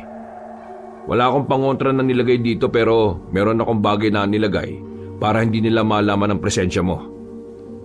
Basta huwag ka lang magpapakita, Magito. Wala pa ako nagagawang pangontra kaya tis-tis na muna tayo. Bakit kasi gabi tayo aalis? Hindi ba pwedeng ngayon na habang hindi pa madilim? Gabi lang pwede. Dahil sa gabi lang mas madaling buhayin ng diwa ng anting-anting na matagal ko nang iniwan sa gubat. Ibig bang sabihin, sasamahan niya na kami? Oo. Nakapagdesisyon na ako. Naliwanagan na ako sa mga sinabi mo, Jorem. Maraming salamat, Mang Norman. O sige po, uwi na po muna ako sa amin at magpapaalam ako kay Mama na ilang araw ako mawawala. Bumalik ka kagad ha. Baka mamaya okay na tong nilalaga namin. Naglakad na palabas si Jorem. Mabilis ang kanyang lakad. Nang mapadaan siya sa bahay ni Mang Isoy, nakita niya yung doon na inaasikaso ng mga kaibigan nito. May mga bulak na ang mga mata nito at putok ang labi. Natatawa na lamang siya at umalis bago pa makita na matanda. Sira ulo talaga si Mang Norman, no? Umuwi na lamang siya sa kanila. Sakto naman na naroon na rin ang kanyang ina. Nagdahilan na lamang siya na meron siyang kailangang asikasuhin kasama si Eman. Naniwala naman agad ang matandang babae. Napatingin sa kanya si Endong na kumakain sa lamesa. Wala namang ginawa ang kanyang kuya pero parang meron itong gustong sabihin. Nagtataka siya nang bigla itong ngumisis sa kanya. Pero hindi na lang din niya pinansin. Makalipas ang ilang oras, magkasama na rin sila ni Mang Norman. Masukal ang kanilang dinaraanan. Hindi na pamilyar si Joren sa kanilang nilalakaran. Madilim at talaga namang liblib. Kung wala silang daladalang malaking flashlight, hindi talaga nila makikita ang daan. Huwag ka mag-alala. Kung sakali mang may makasalubong tayong aswang, kayang-kaya ko naman labanan ng mga yon. Hindi naman ako natatakot eh. Sige, yan ang sinabi mo eh. Malayo pa ba tayo? Malapit na. Binilisan pa nila ang kanilang lakad at sa wakas, tumigil na rin sila sa harapan ng malaking bato. Eto na yon. Yang malaking bato na yan ang sinasabi mong anting-anting mo? Kunat din pala ng utak mo eh, no? Malamang hindi. Ang laki niyan eh. Paano ko madadala yan? Eh, nasaan? Tulungan mo akong iangat ang bato. Nasa ilalim niyan. Kahit kasing laki ng plangga ng bato na yon, ay kinaya nilang iurong ito. Nang tapatan na nila ng ilaw ang ilalim, nakita nila ang isang banga na yari sa metal. Agad itong binuksan ni Mang Norman. Bumungad kaagad ang isang kwintas na may palawit na kulay itim na bato. Ayan na ba yon? Oo, eto nga. Ito na nga ang anting-anting ko na matagal ko nang inabandona. Hawakan mo itong flashlight. Bakit? Anong gagawin mo? Gigisingin ko lang ang diwa ng anting-anting ko. Itinapat ni Mang Norman ang itim na bato sa bibig nito para bulungan ng kung ano-ano. Nangangalay na si Jorim kakatayo sa gilid habang nagbabantay sa matanda. Maya-maya pa, tumayo na rin ito, tumigil na rin sa ginagawa. Oh, ano nangyari? Gising na ba? Hindi pa eh. Sa tagal ko ba naman itong hindi nagamit, malamang hindi pa niya ako nakikilala. May buhay ba ang anting-anting? Oo. Meron din silang espiritu na gaya ng tao. Kailangan na muna nating umuwi. Pag-aaralan ko pa uli kung ano ang mangyayari dito sa anting-anting ko. Tinahak ng dalawa ang daan pabalik. Hindi rin naman nagtagal ay nakalabas na rin sila ng kagubatan. Pero sa hindi malamang dahilan, bigla na lamang nakaramdam ng kaba ang binatang si Jorem. Agad niya itong sinabi kay Mang Norman, kaya binilisan na nila ang kanilang paglalakad. Pagbalik nila, ang tanging inabutan lamang nila roon ay ang binatang si Eman. Nakaiga na ito sa sahig. Uy, anong nangyari? Uy, Eman, gising! Ako nga. Kinurot ni Mang Norman ang utong ni Eman kaya dali-dali itong nagising. Hingal na hingal at mababakas ang pagkabahala. Uy, nasan yung bata? Kinuha siya ng kuya mo, pre. Ha? Bakit niya naman kukunin si Magito? Pre, alam niya yung tungkol sa pagsuka ni Magito ng ginto. Narinig niya rin yata yung usapan nila ni Magito nung gabing yun eh. Hindi lang ikaw nakakaalam. Hindi lang tayo. Sorry pre, wala akong nagawa eh. Akala ko hinahanap ka lang niya. Pero bigla na lang niya akong sinuntok ng malakas sa bato kaya nawalan ako ng malay. Tarantado talaga yung Kuya Endong na yan, no? Lahat gagawin para lang makapagsugal eh. Wala na siyang pinagkaiba kay Mang Isoy. Tara, kailangan natin siya mahanap. Tingin ko, papunta sila sa ilog. Pasusukayin niya yata si Magito ng ginto para magkaroon siya ng pangsugal. Kailangan natin punta ng kuya mong si Raulo. Baka kung ano mangyari sa bata. Hindi, dito ka na lang, Mang Norman. Kailangan mong gisingin ang anting-anting mo eh. Sigurado ka? Oo, kami nang bahala sa kapatid ko.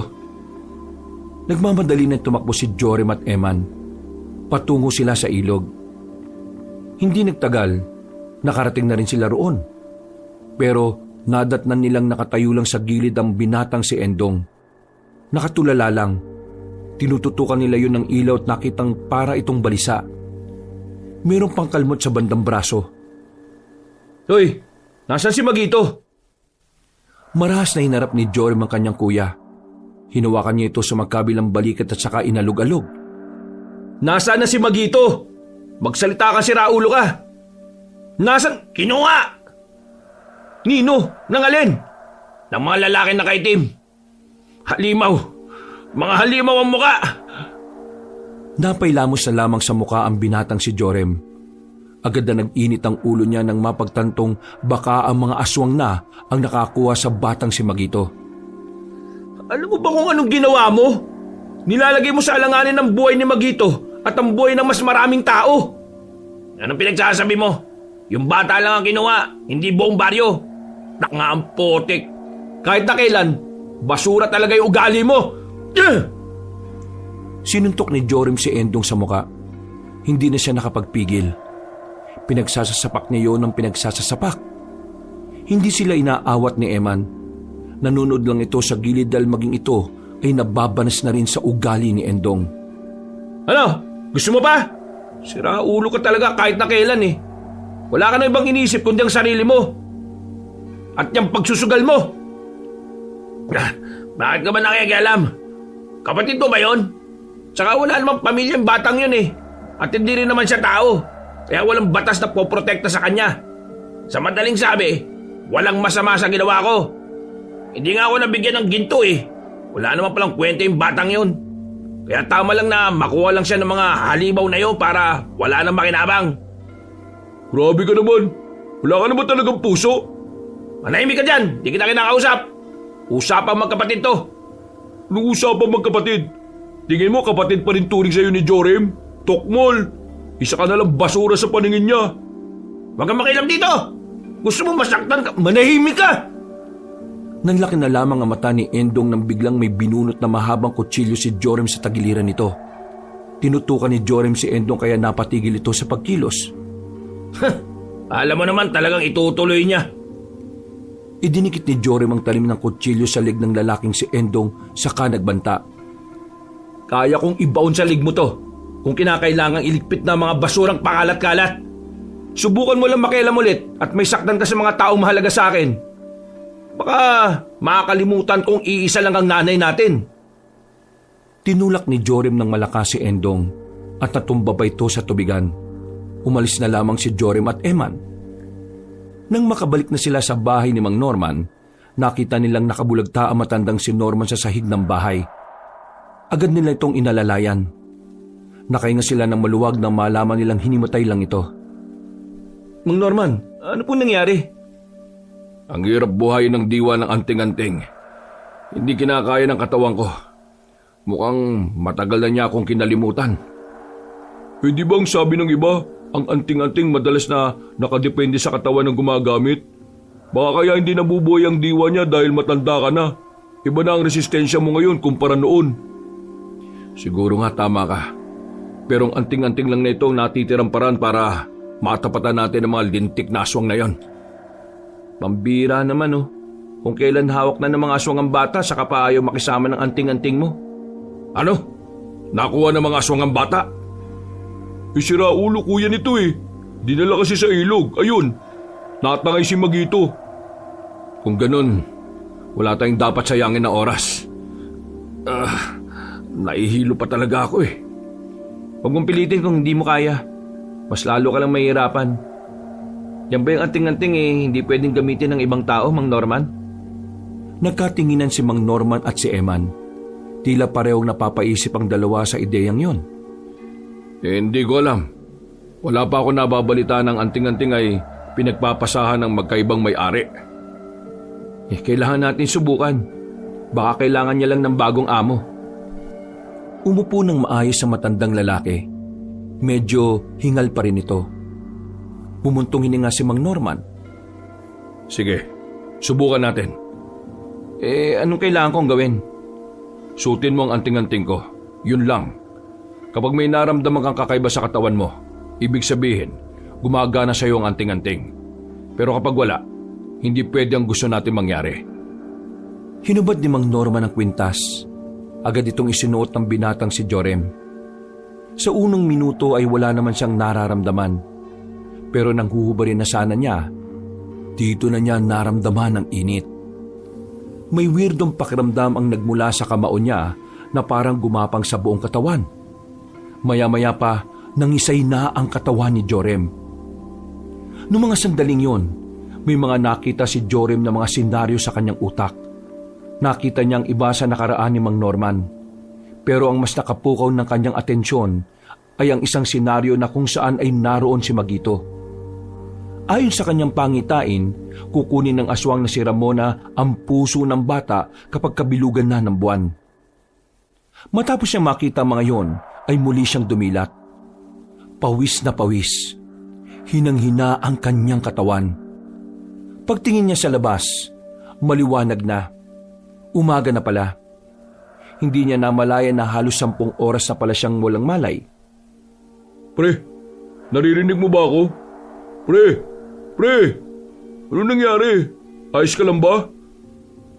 Jorim, magsalita ka. Ayos ka lang ba? Marahang bumangon ang binata. Tiningnan niya ang kanyang kamay. Sinasara at bukas niya ang kamao. Nakakaramdam siya ng sobrang kagaanan sa kanyang katawan na hindi niya maintindihan kung ano ang ibig sabihin. Ayos lang ako. Pakiramdam ko, ako na ang bago may-ari ng anting-anting mo, Mang Norman. Masaya ako malaman yan kung ganun nga. Mang Norman, ano natin malalaman kung kailan ang kabilugan ng buwan? May mga paraan akong ginagawa nun. Pero bakit? Ipinakita sa akin ng anting-anting ang mga mangyayari. Kukunin ang puso ni Magito sa mismong gabi na bilog ang buwan. Mamayang gabi, magpunta tayo sa kagubatan. Isasagawa kong ritual kung paano natin malalaman kung kailan ang kabilugan ng buwan. Tumutango si Jorim. Nung umagang yon, bigla na lang din siyang nakaramdam na matinding gutom. Buti na lamang ay nakapagluto na ang dalawa, kaya agad din naman silang nakakain. Naninibago si Jorim sa kanyang sarili. Pakiramdam niya ay naging ibang tao siya nang dahil sa anting-anting. Lumakas ang pandaman niya, lalo na ang pandinig. Parang lagi na siyang tamang hinala. Mabilis na lumipas sa mga oras. Sumapit na rin ang kinagabihan. Kaya naman tumungo na rin agad sila sa gubat. Dala-dala na rin nila ang lahat ng kanilang mga gagamitin. Humanap sila ng magandang pwesto kung saan nasisinaga ng buwan. Naglatag sila ng kulay itim na tela. Naglagay din sila ng planggana na may lamang tubig na kinulayan ng pula. Iwan nyo na muna ako. Bantayan nyo lang ako. Baka may makakita sa atin dito, maabala tong ginagawa ko. Sige po, kaming bahala sa paligid. Iniwan na muna nilang dalawa ang matanda. Hinayaan na muna nila yon sa kung anuman ang paraan na gagawin nito. Lumayo lang sila pero natatanaw pa rin nila yon. Pre, nakakawindang no? Nung nakaraan lang bumili ako ng tahong sayo. Tapos ngayon nandito tayo. Nakatayo't nagbabantay sa isang matandang dating manunugis, albularyo at antingero. Tapos may batang naghihintay ng tulong natin. Kakaiba talaga maglaro ang tadhana, no? Oo nga eh. Hindi ko nga rin alam kung bakit naging ganito eh. Pero tingin ko talaga, tayo talaga nakatadhana na gawin itong bagay na to. Eh sana talaga, walang nangyaring masama sa kanya, pre. Kasalanan to lahat ni Mang Isoy eh. Sira ulo eh, no? Kung hindi niya sana binenta si Magito sa mga aswang, wala sanang ideya mga aswang kung hinahanap nila sa biringan eh, nandito na pala sa atin. E di sana, hindi magkakanda-ugaga mga aswang na dito siya hanapin, di ba? Eh wala na eh. Nangyari na. Ang isipin na lang natin ay yung ngayon. Kung papaano natin maililigtas si Magito at kung papaano natin siya may babalik sa biringan at kung papaano natin matatalo mga aswang para hindi na sila makapagasik ng gulo dito sa atin. Mga ilang sandali lang, nakaramdam ng kakaiba si Jorim sa kanyang paligid. Nang dahil sa anting-anting, nakasigurado siya na ang mga nasa paligid ay mga aswang. Kalmado lang na kumilos ang binatang si Jorim. Mang Norman, may mga aswang! Hindi na namalaya ni Jorim na mabilis siyang tumakbo patungo sa kinaroroonan ng matandang lalaki. Agad na sinuntok ni Jorim ang aswang na kamuntikan na makalapit kay Mang Norman. Aba, gumagana na talagang anting-anting ko ah. Pambira naman, sobrang bilis mo pre, naiwan ako. Nasa paligid na sila. Kailangan na nating ihanda ang sarili natin. Inilabas na nila ang kani-kanilang sandata. Magkakatalikod silang tatlo. Nakikiramdam lamang sila sa paligid. Normal lang bang naririnig ko yung mga kilos nila kahit dahan-dahan sila? Oo, normal lang yan. Mang Norman, mukhang narito po yung pinuno nilang babae. May nararamdaman akong malakas na presensya eh. Sa banda ron. Hindi nagtagal, lumabas na nga ang mga aswang. Nanguna rito ang babaeng kulay puti ang buhok. At kahit liwanag lamang ng buwan ang tumatama sa kanila, kitang-kita nila ang kagandahan ng babae. Mukha itong diwata, pero ang pagkakaiba lang, namumula ang mga mata ng babaeng si Ramona. Ikaw ba ang pinuno ng mga aswang? Ako ang nag-iisang pinuno ng mga aswang na nais niyong kalabanin. Kung nagbabala kayong maggasik ng kaguluhan, ngayon pa lang sinasabi ko sa inyong hindi kayo magtatagumpay. Binabalaan ko na kayo. Huwag kayong makialam. Gulo ito ng mga aswang at ng mga engkanto sa biringan. Hindi mo ako maloloko. Alam kong kaya nyo gusto makuha ang batang si Magito ay para mas makapaggasik kayo ng lagim dito. Hindi nyo ako maloloko. Dahil dati ko ng trabaho ang patahimikin ng mga aswang. Isa ka palang manunugis. Kaya pala kakaibang mga salitaan mo. Pero kinalulungkot ko. Walang epekto sa akin ang lahat ng yon. Kaya kung gusto niyong mabuhay, huwag kayong makikialam. Ibalik nyo na ang bata para wala tayong problema. Itigil nyo na rin ang ginagawa nyo kasama sa biringan. Anong karapatan ng isang mortal na magsalita sa kagaya ko? Sino ka ba? Wala kang bilang sa paningin ko. Kaya mas mabuting itiko mo ang bibig mo. Kung hindi tayo magkakasundo ngayon, mas mainam na magkasubukan tayo. Pre, wala pa akong practice ha. Kalma lang. Inangat ni Jorim ang kanyang hawak na itak. Hindi na niya kontrolado ang kanyang katawan. Tila ba pinakikilos na lamang yon ng anting-anting. Tumakbo ito ng mabilis palapit kay Ramona. Hinigupit niya ng itak ang babae Nakailag ito kaya nadaplisan lamang ito sa muka. Nabigla ang babaeng aswang. Maging ang ibang aswang ay hindi rin yun inaasahan. Tumalon palayo ang babae. Dinumog naman ng mga aswang si Jorem. Dito na nagsimula ang labanan. Nakipagsabayan silang tatlo sa mga nilalang. Habang ang babaeng si Ramona naman ay nabibigla sa mga nasasaksihan niya. Masyado nitong minaliit ang mga tao. Walang kahirap-hirap na sinabayan ni Jorem ang mga aswang. Ni hindi man lang nakatama ang mga yon dahil sa kakaibang bilis na pinapamalas niya. Nang makita niyang iilang aswang na lamang ang natitira, hindi niya pa rin yung pinatawad. Nilapitan yun ni Jorem at saka pinagtatataga. Ano? Hindi ka yata makapagsalita, babae. Pinabilip mo ko. Kakaiba ka pala. Pero walang-wala ka pa sa kalahati ng lakas ko. Ang sabihin mo, umaasa ka lang sa lakas na makukuha mo kay Magito. Ano na nga? Muling inihanda ni Jorem ang kanyang sarili. Nararamdaman niya ang kakaibang enerhiya sa kanyang kamay. Nang makakuha ng pagkakataon, tumalon siya patungo sa babaeng aswang. Muli niya itong tinaga, pero nahawakan ng babae ang kanyang kamay. Pinisil ni Ramona ang kanyang kamay. Hinila siya at saka inagaw ang hawak na itak. Sa pagkakataong ito, naramdaman na lamang ni Jorem ang maigpit na hawak nito sa kanyang kamay. Hindi naman nagsayang ng oras si Mang Norman. Dali-dali rin itong lumapit para tulungan si Jorem. Pero hindi pa man nakakalapit si Mang Norman, nagawa na siya nitong hawakan at ibalibag. Isang kamay lamang ang gamit ni Ramona sa kanya. Bagay na lalong ikinatakot naman ni Eman, na sa mga sandaling yon, nanatili pa rin nakatayo roon. Walang magawa at masyadong nabibigla sa lahat ng pangyayari. Kahit na anong gawin ninyo, hindi nyo ako kakayanin. Hoy ikaw, hindi ka ba lalapit dito para tulungan ang mga kasama mo? Wag ka nang lumapit. Pulang-pula na ang mukha ni Jorem sa mga sandaling yon. Parang kakaunti na lang ay malalagutan na siya ng hininga. Pero mga ilang sandali lang, bigla na lamang humangin ng malakas. Nakarinig sila ng malalakas na ugong. Bagay na nakapagpasakit ng tenga ni Ramona. Kaya naman, nabitiwan nito si Jorem. Maging sila Mang Norman ay hindi rin alam kung ano ang nangyayari. Yung klasik tunog yon, saan ang gagaling yon? Hindi nagtagal, nagkaroon ng malakas na liwanag. Palakas ng palakas din ang tunog, na tanging si Ramona lamang ang nakakarinig. Nang hindi na kinaya ng babaeng aswang ang mga ugong, napilitan na lamang itong umalis. Takang-taka naman sila kung sino ang may gawa ng mga ugong na yon. Saan galing yung mga naririnig natin? Ngayon, wala na. Hindi ko alam. Ngayon ko lang din narinig yon. Pre, tingnan mo, nasa likuran mo. Marahang lumingon ng binata. Nakita niya na may lumabas na parang mga kawalan nakasuot na kulay ginto. Nakakasilaw ang mga kasuotan nito kahit nasa dilim at liwanag lang ng buwan ang nagsisilbi nilang ilaw.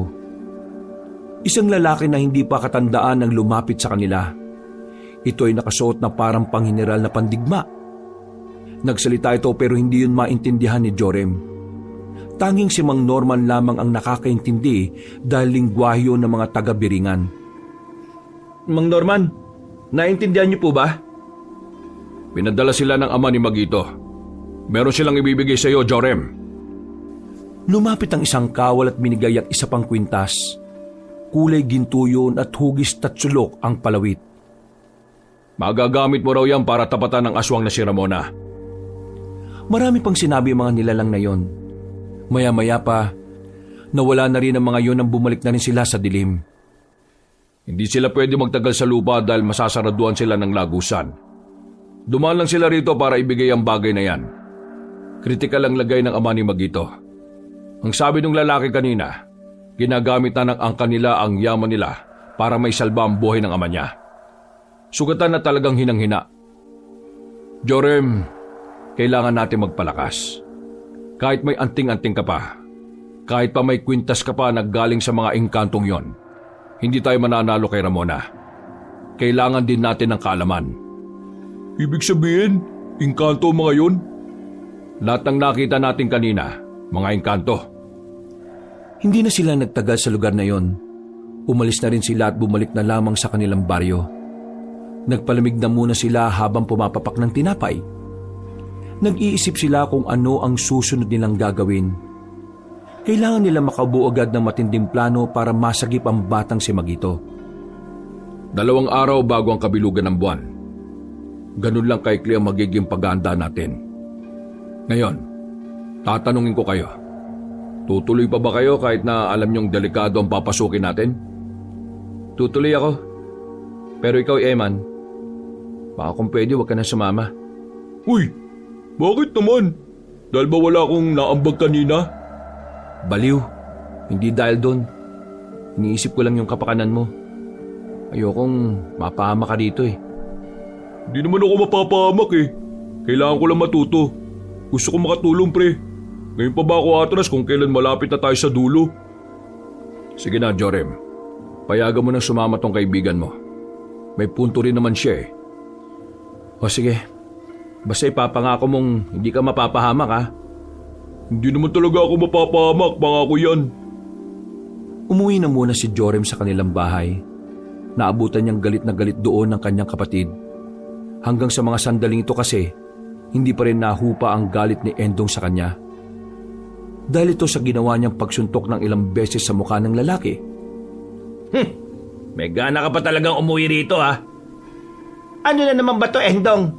Mananakit ka na naman? Yang anak mong yan ang nanakit. Binugbog ako ng siraulong yan eh. Kaya ka naman kasi nabugbog kasi lagi mo nalang inaasar ang kapatid mo. Kasalanan mo rin naman eh. Sinisisi mo pa talaga ako ngayon? Seryoso ka ba? Hoy, hindi ako magdadalawang isip na gawin ulit yon kapag binwisit mo na naman uli ako. Baka nakakalimutan mong malaking kasalanan ng ginawa mo rin sa bata. Kaya umayos ka ha. Kuya, hindi na ako yung dating Jorem na kinakaya-kaya mo lang. Nanlaki na naman ang mata ni Endong. Napasigaw na lamang ito sa galit dahil hindi na nito magawa pang saktan si Jorem. Natatakot na rin kasi ito na baka kung ano talagang magawa ni Jorem sa kanya.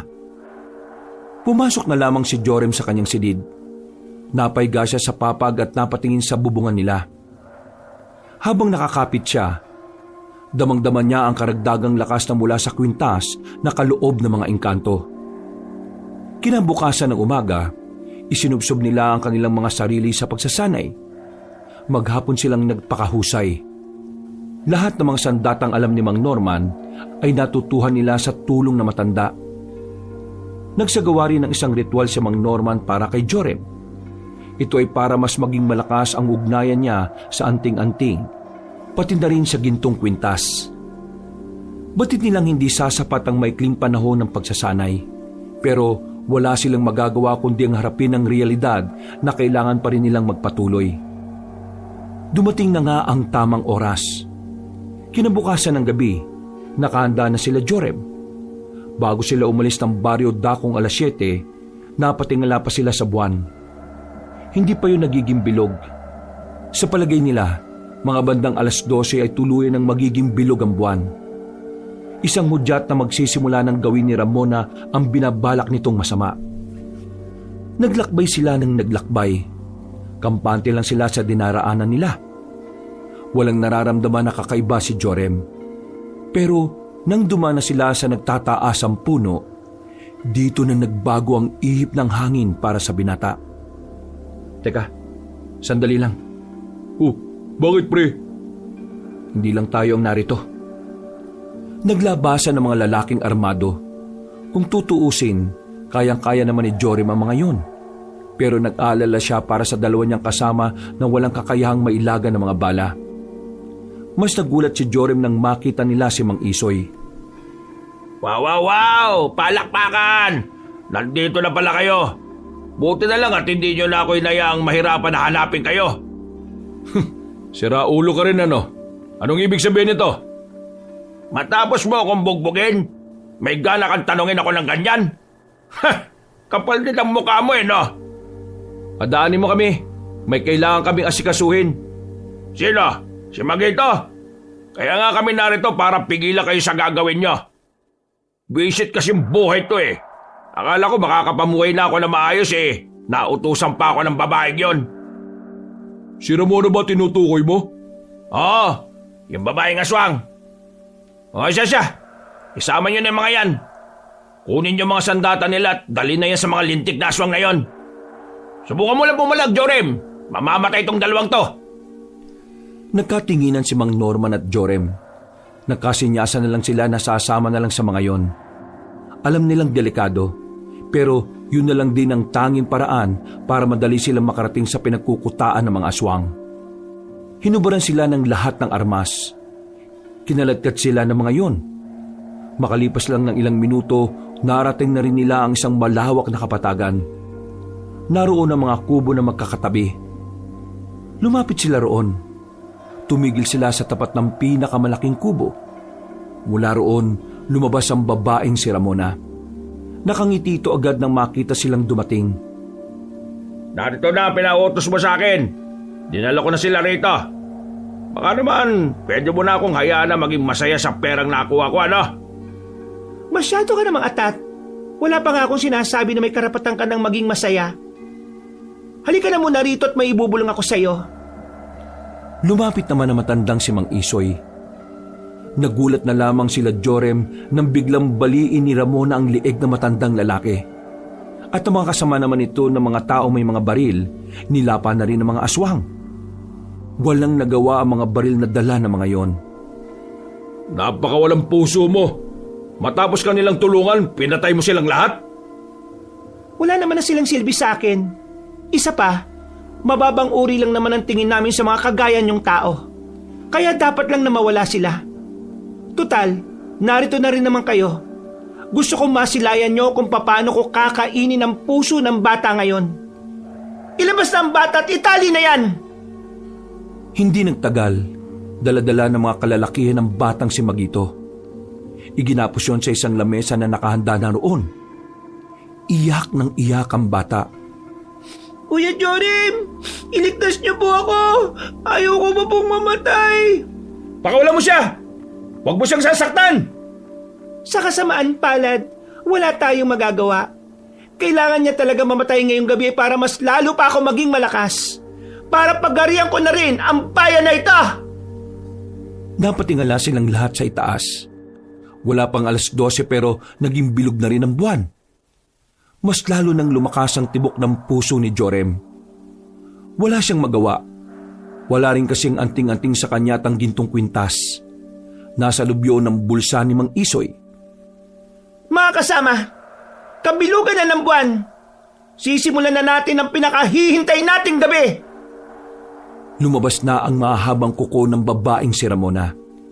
Pumwesto na rin ito sa harapan ng bata. Mga ilang sandali lang, akmang itatarak na nito ang mahabang kuko sa dibdib ng bata. Nang biglang lumakas ang hangin. Sa sobrang lakas, halos masira ang kabahayan. Pagtingin nila kay Magito, nagliliwanag na ang mata ng bata.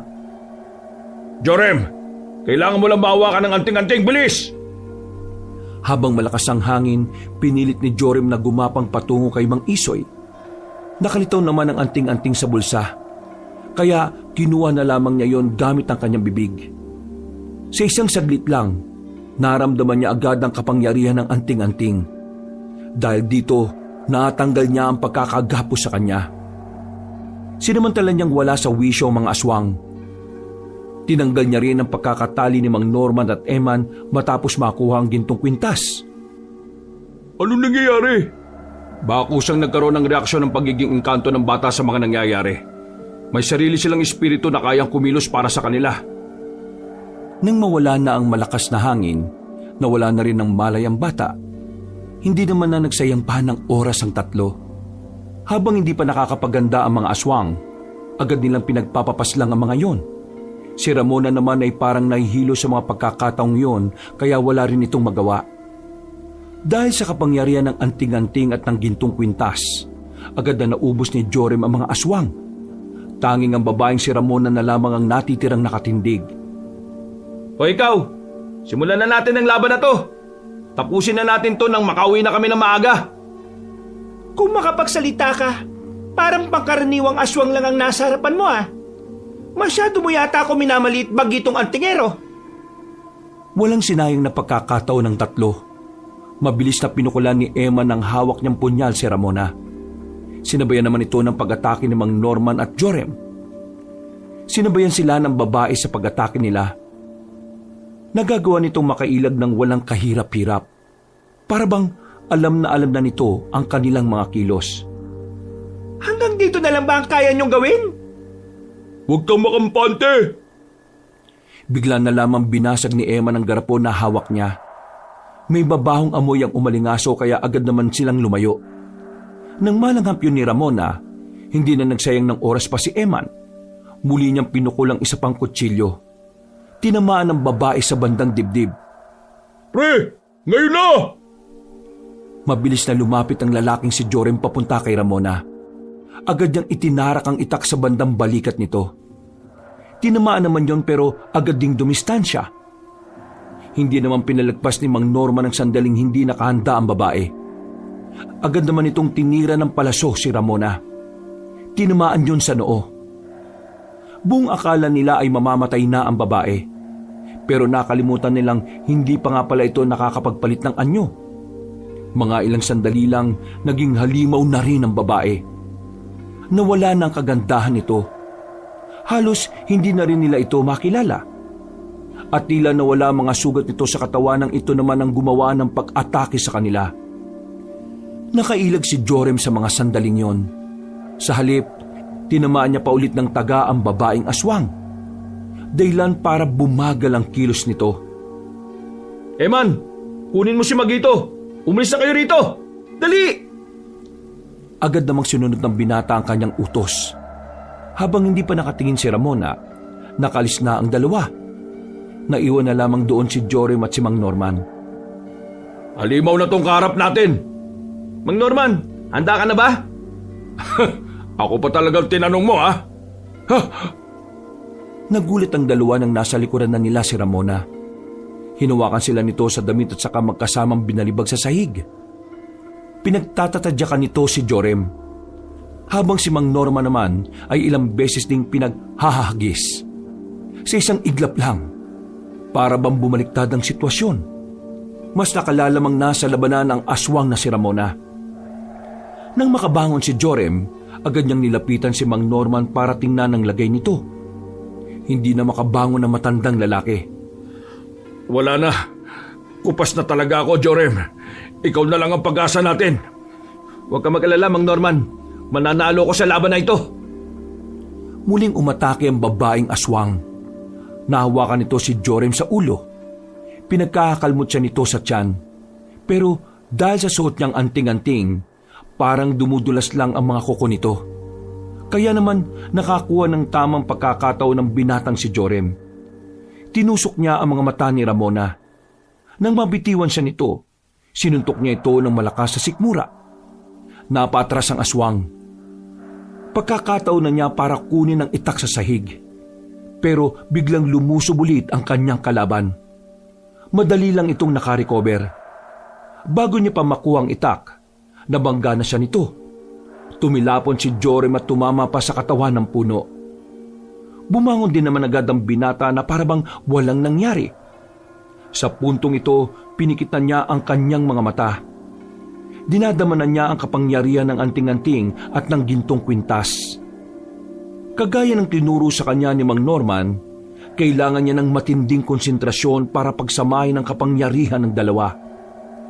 Nang mapansin ng aswang na may ginagawang kakaiba ang binata, muli na naman itong lumusob kay Jorem. Nang idilat ni Jorem ang kanyang mga mata, nasa harapan na niya si Ramona.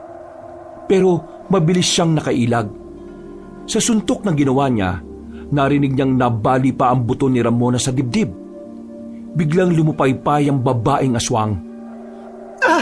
Hindi ito pwede mangyari. Hindi ako magpapatalo sa iyo. Akin ang batang yan. Nasaan ang batang yon?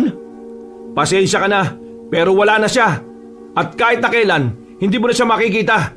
Dahil bago sa mismong kabilugan ng buwan, mamamatay ka na rin. Ngumisi ang babaeng si Ramona. Tumawa ito ng malakas na parabang hindi ito dihado sa laban. Nagiging kampante ka na yata dahil nakikita mo ako sa ganitong kalagayan. Tingnan natin ngayon! Muling nagpalit ng anyo ang babaeng si Ramona. Mas lumaki ang katawan nito. Tumangkad din ito ng bahagya. Mas lalo na itong nagmukhang halimaw. Napalitan na talaga ang buong katawan. Kaya naman, naganda na rin si Jorem sa mga sandaling ito. Ito na ang huling pagpapalit ng anyo ko. Tingnan lang natin kung kakayanin mo pa ako! Pinagana na rin ni Jorem ang kapangyarihan ng anting-anting at ng gintong kwintas. Nag-iba rin ang kulay ng kanyang mga mata na parang nagliliwanag na rin. Tumalo na mataas si Ramona. Sinalubong naman yun ni Jorem sa ere. Pagbagsak nilang dalawa, ilang segundong nanatili silang nakatayo at magkatalikod sa isa't isa. Maya-maya pa, naramdaman na lamang ni Ramona na wala na ang puso niya sa kanyang dibdib. Hawak-hawak na pala ito ni Jorem. Nilagay niya yon sa lapag at saka tinapakan. Ilang sandali lang, bumagsak na rin sa lapag ang babaeng aswang. At yun na ang hudyat ng kanilang pagkapanalo. Napangiti na lamang si Mang Norman sa kanyang nakita. At dahil sa masyadong napuwersa ang katawan ni Jorem para gamitin ng dalawang makapangyarihang kwintas, nawalan na rin siya ng malay. Nagising na lamang siya ng 2 araw na pala ang nakalipas. Masaya niyang narinig ang kanilang pagkapanalo. Nasa gilid niya si Mang Norman at Eman at naroon din ang batang si Magito. Kuya Jorem, maraming salamat po't niligtas niyo po ako ha. Niligtas niyo rin po ang maraming tao, pati na rin po ang biringan. Hindi lang ako, no? Kasama ko ang Kuya Eman at Tiyo Norman mo. Nagpasalamat na po ako sa kanila kanina eh. Pre, kahapon pa yan di umalis dito sa tabi mo. Sobrang nag-aalala siya sa'yo. Kuya Jorem, malulungkot po ako kasi kailangan ko na pong bumalik sa amin eh. Hindi mo kailangan malungkot kasi kahit wala ka na rito, hindi ka naman namin makakalimutan. Pangako yan. Talaga po? Oo. Araw-araw kong dadalaw sa malaking puno kung saan naroon yung lagusan nyo. Niyakap na lamang ni Magito ang binatang si Jorem.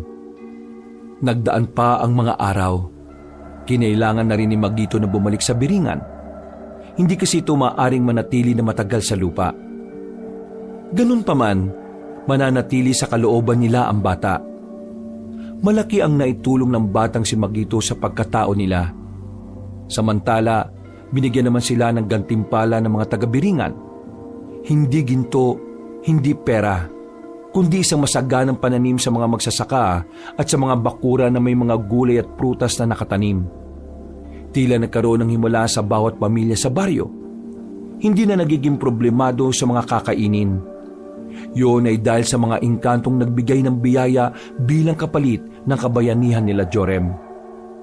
Samantala, sa paglakad ng panahon, unti-unti naman naging matino si Endong.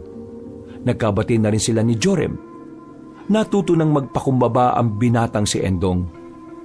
Paminsan-minsan ay maangas pa rin, pero hindi na kagaya ng dati na bastos sa kanyang ina. Hindi na rin yung nananakit at nagsusugal. Masaya na si Jorem sa kanyang buhay. Kahit na hindi sila mayaman, ang mahalaga ay may kakayahan siyang maprotektahan ng kanyang pamilya. Dahil ngayon, isa na siyang ganap na antingero at tagapagligtas ng sangkatauhan. Wakas.